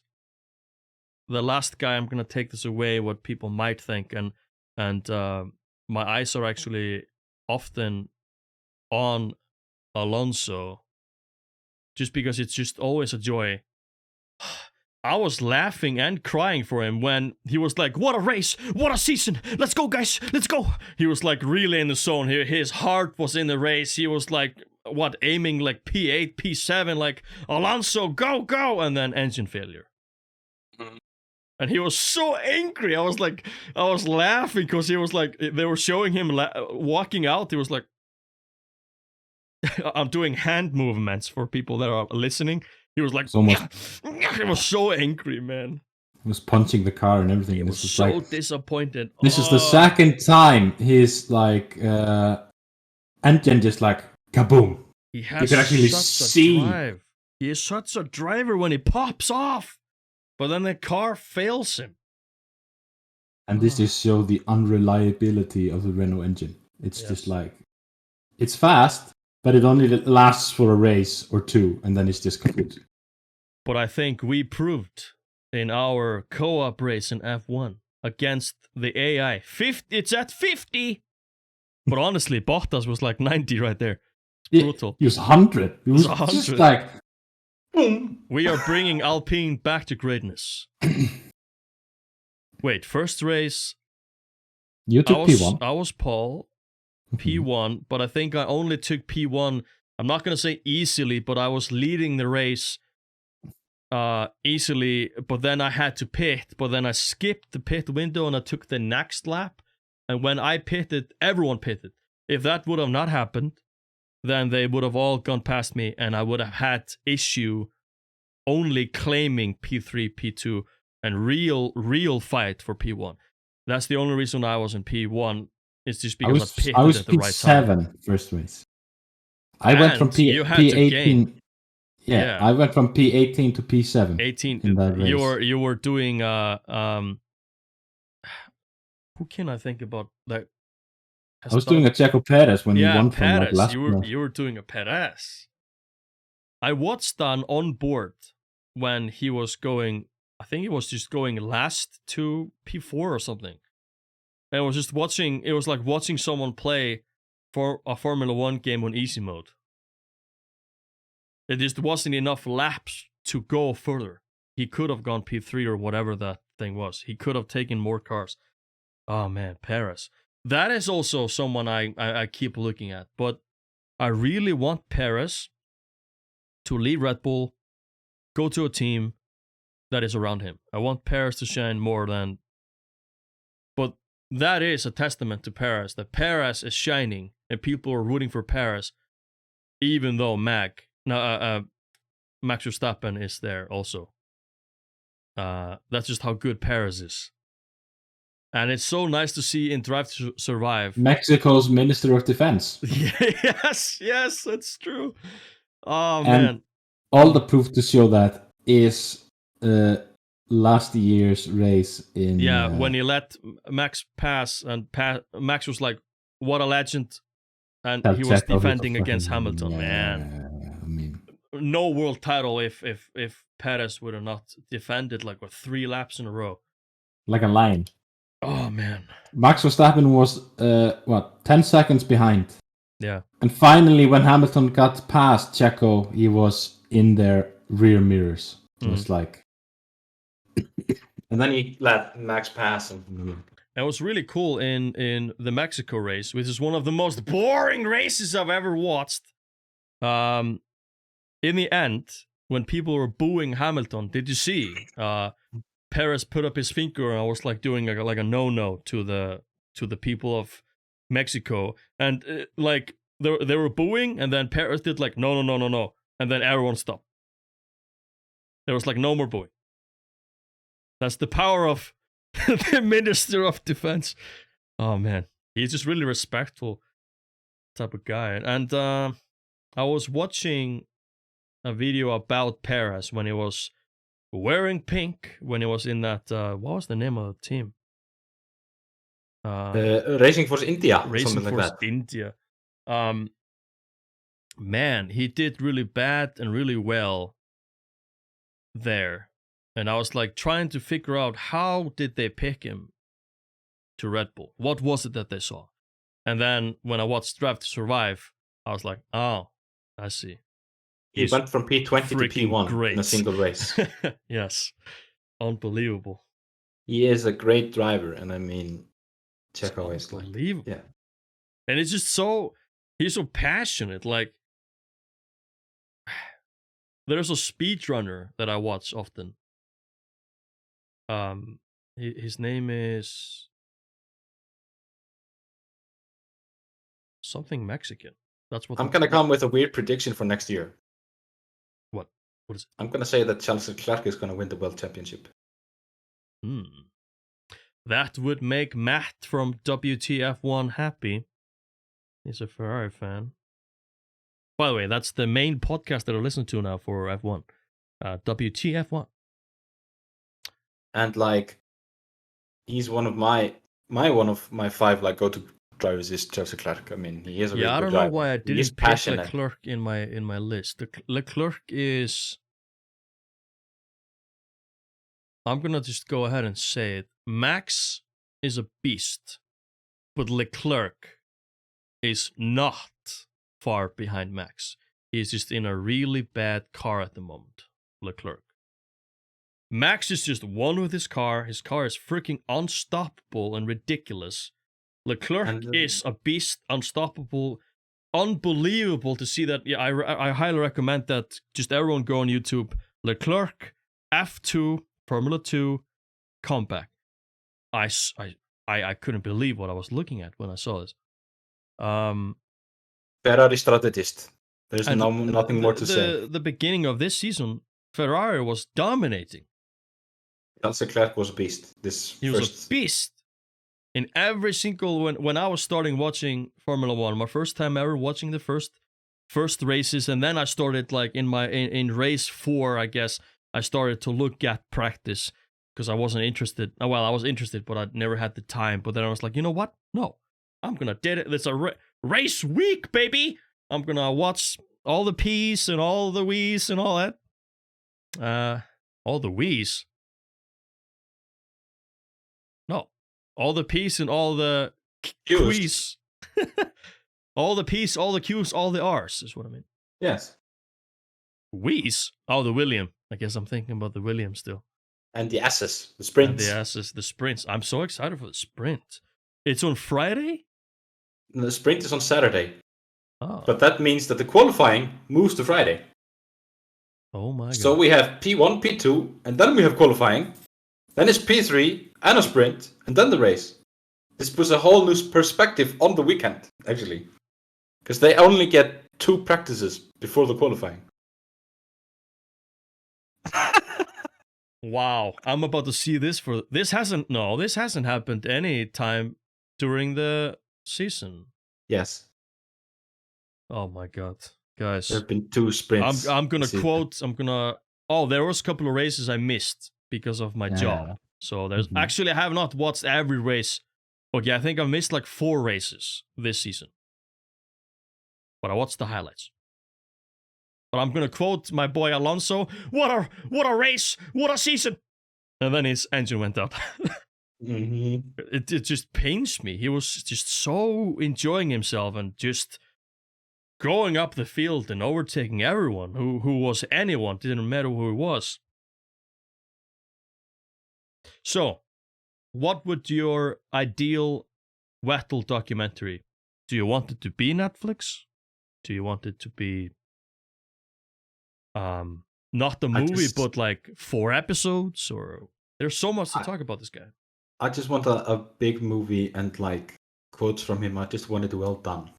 Yeah. I mean, there are so many drivers that you can make movies about, but Vettel has this like, I mean, just look at his Red Bull years. 2010, 2011, 2012, 2013. 4 consecutive world titles in a Red Bull. Yeah. And also, like back in when Michael Schumacher was being a god, I have to say, sure, the other drivers on the grid were good, but he was a god. But when Vettel was competing against really good drivers, but still kicking their ass. This is where Hamilton was starting to shine as well. Yeah. You know, you had such talented drivers, and you had Ricciardo, and you had Webber, and Button and Rosberg. There were so many championship titles that Michael Schumacher has, but that was just, let's just be honest, a lot of those titles in the end were just on easy mode. Vettel was not on easy mode. He had to fight for those titles. Even though he made it look easy, I don't think it was easy. And one of the most epic moments is like when he's winning his first title and just you wait, sunshine. I have to see the cars coming through the line. Like P4 Rosberg, P5 Kubica, Du bist Weltmeister. And just like the chills running down your spine, just like his first world championship. And then again, 2011, 2012, 2013. Have you sat down and like watched the... I'm doing that now. I'm sitting down and watching, not just on YouTube, like just going to sources and watching like a whole race. Back then, like 2004, 5, 6, and then 10, 11, 12. I was watching a documentary on YouTube, actually, 3-hour long thing about the Silver Arrows, like Nico versus Hamilton. They were real good friends in the beginning, like tapping the back when they did that crazy fight. They were like, man, this was amazing race, man. Nice. And then there's a moment where Hamilton throws the hat at Nico really violently, and Nico picks up the hat and throws the hat at Hamilton really violently, and they stare at each other. So I've been looking a lot of this stuff. But yeah, have you been checking out some old races? I've watched some of the old Ferrari races for Vettel in like 2015, 2016. Yeah. Like, amazing driving. And like, I watched a lot of the 2016 season when Nico Rosberg won. Yeah. Man, Hamilton was steaming that year. He was steaming. Fuming, like we say. But I was actually watching by a YouTuber called Aldas, which is a guy I watch a lot about. He's just so... He's no bullshit type of guy when he talks about drivers or about teams. He always is respectful, but he also goes into detail that no one else is willing to research probably. So I was watching him when he was talking about Nico. Wait. There's two Nicos. Nico Hülkenberg and Nico Rosenberg. Nico Hülkenberg. So I'm talking about... I love Monaco. Rosenberg is what I'm... What, he won twice at Monaco? Jesus. Just anyone winning at Monaco just boggles my mind. But I think the best Monaco... Okay, not the best Monaco race I've seen. But the first Monaco race I did see all the way through, because I watched it after Drive to Survive. I watched the whole race real time. Was when Ricciardo. Holy shit. That was some goddamn driving.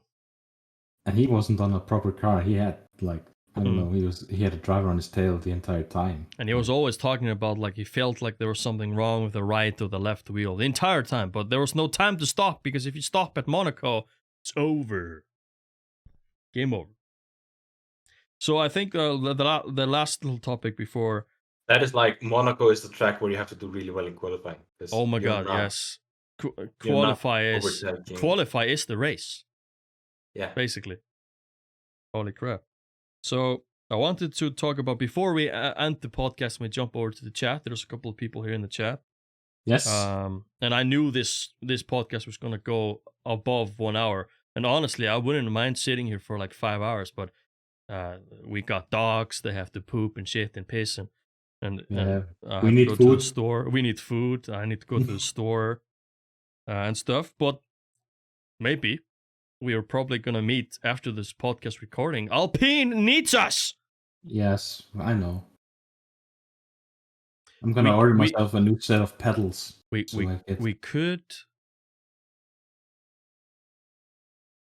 Yeah. If I get the chance in our co-op Alpine Golden Age, if I get a chance to pick Bottas as my rival, I'm gonna pick him. You are gonna have to pick him. He is your rival. Yes, I know. He did me dirty in the first race. I mean, he brake checked me, so I had to change my front. I'm gonna have to pick Lando because he has bumped into me twice. Yes, you have to pick Lando. Bust. So yeah, before we jump into the chat, I'm gonna throw some questions at the chat. I was gonna talk about 354, but I think I would like to talk about 354 in a specific podcast just about that because there's so much to talk about. Yeah. I don't want to just briefly mention, but I briefly mentioned 354 just because there is this F1 race happening. I already talked about Drive to Survive and documentaries and like a dream documentary and how it should be done and all that stuff. But I want to talk about, have you seen the Senna documentary or Schumacher? Both. So when I watched Schumacher, I honestly treated it like I was going to a movie theater. My girlfriend was at like a girl party or whatever you call it. A girl hangout. She was away. That's the point. I made some popcorn. I got some soda. Like a snack bar. Like a chocolate snack. Like I just had the bunch of. I was just like, I'm in a movie theater. I put the film on, and I did not expect this detail in this. I did not expect to see so many cool onboard camera videos. Definitely re-rendered and fixed because this was real nice to look at. And I did not expect seeing all this about him in karting, and then his ridiculous journey throughout.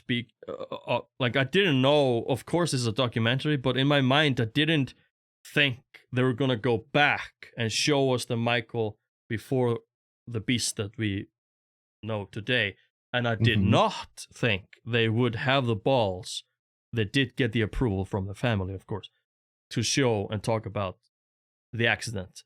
And the family came on camera. And when his wife, I was hoping they would never ask a question like, how is he? Because that's disrespectful to even ask that question. They didn't, but she did want us to know something, and she didn't give us anything, and they probably never will. But you could just see her in her eyes that she wants to give us an update, but that would just kill the world if she would. So instead, she just started to cry because this is... I think we all want to know the situation with Michael, but we don't want to know. No. I never want to know. I just want to know at least that he is... Just if he's just not hurting, that's all I want to know. We just don't know. We have no idea. And I hate these freaking videos on YouTube like, huge update on Michael Schumacher. Delete your channel, man. Go away. Don't... Like, wow. That's the worst clickbait thing. How could you even write this title, you bastards? So yeah, horrible. And yeah, I did write it in the notes here. Living in the east side. Yes. So yeah, we both live on the edge of Iceland, on the east side, far east side of Iceland. And it's like the city is Gondor. We are the Shire. Everything is just calmer, more greener. I can't say we have a lot of trees, but that's just the entire Iceland. So, how is it to live in East Side? Have you always lived in the East Side? Are you like me? You grew up in the East, were taken from the East, taken to the Mordor, to the city, and then dragged back? I grew up in the North. I grew up in Arnor or something like that. It was in the cold North. For years? Yeah, I just moved east here last year. What? Yeah. Man. I've been here only for like a year. That's why Well, that's not the reason why we have never gone.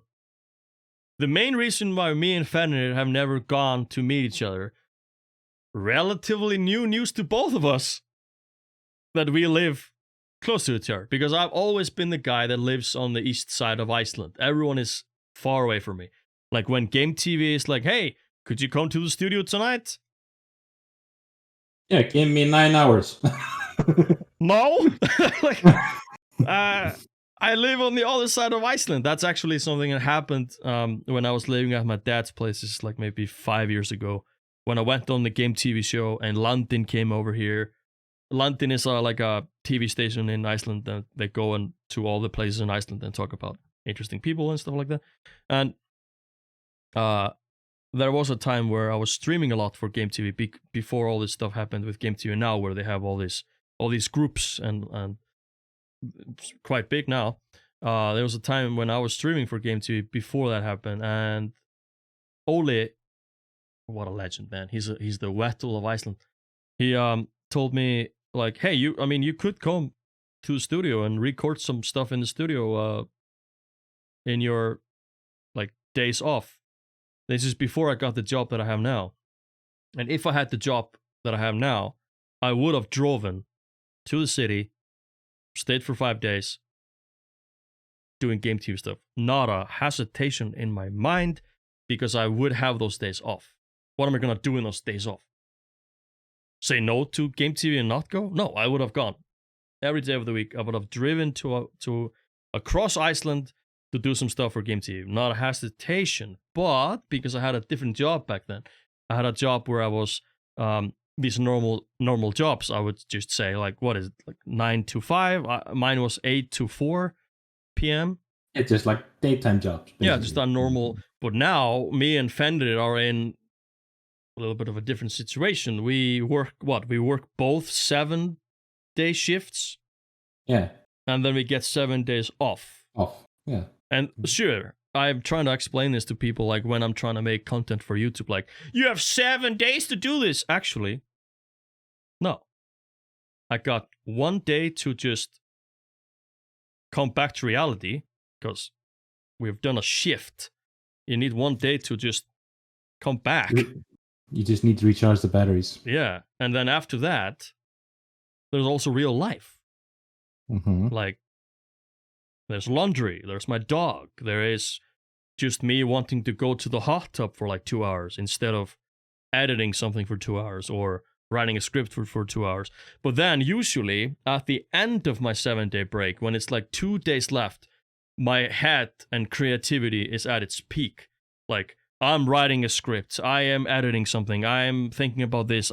So what I did now, actually Fenrir is helping me out with this by saying yes to coming to the podcast, because if no one would have said yes, I think this ADHD drive that I have, I would have not done a podcast this whole week. It would have been like, okay, no one wants to come here. I would have probably done another episode like, hey, it's me again.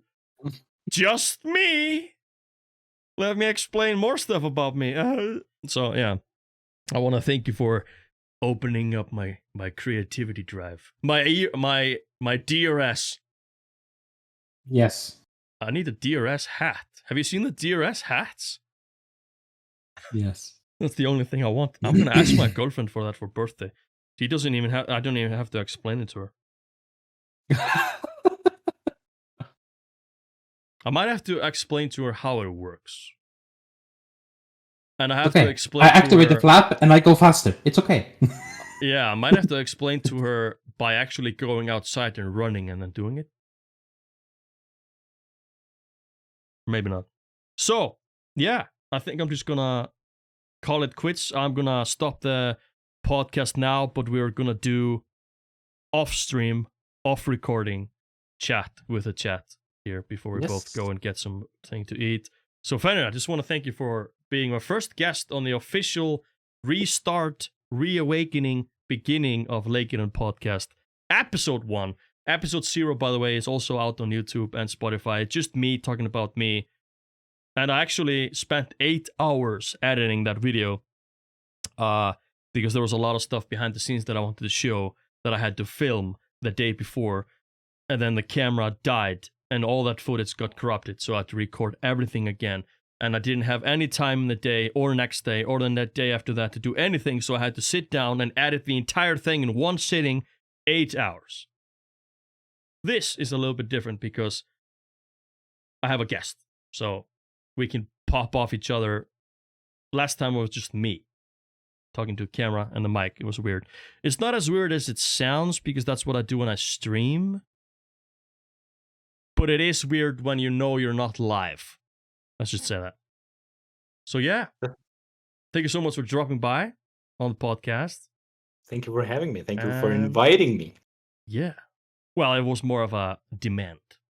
Please! Okay. You're a F1 fan, right? Right? Join me.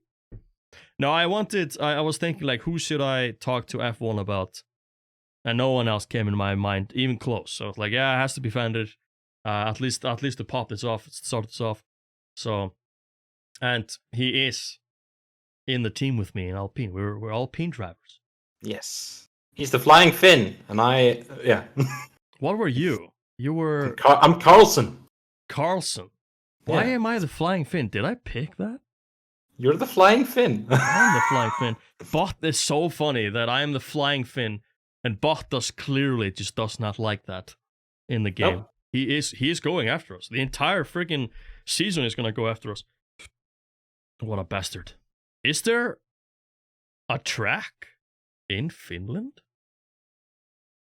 No. There should be a track in Finland. Could be. There should be a turn called Bottas. Who do you think is the next one to get a turn named after himself? Does Lewis have a turn? No, Lewis doesn't have a turn. I think it should be Lewis or Alonso or Vettel. That depends if... I think it should be... What turn should be Vettel's turn? Home race? That's a good question. Yeah, or Baku. Or a street race. He was really good in Baku. Where did he... What? Or in Singapore. He is known as the Lion of the Lion of Singapore because he has the most wins in Singapore. Ah. That was his track. That should be where his turn should be. Lewis should get his turn where Lewis and Nico crashed into each other and went off. Ooh. No, that would be horrible. No. Even when I watched the video of Nico Hülkenberg. Nico Rosberg.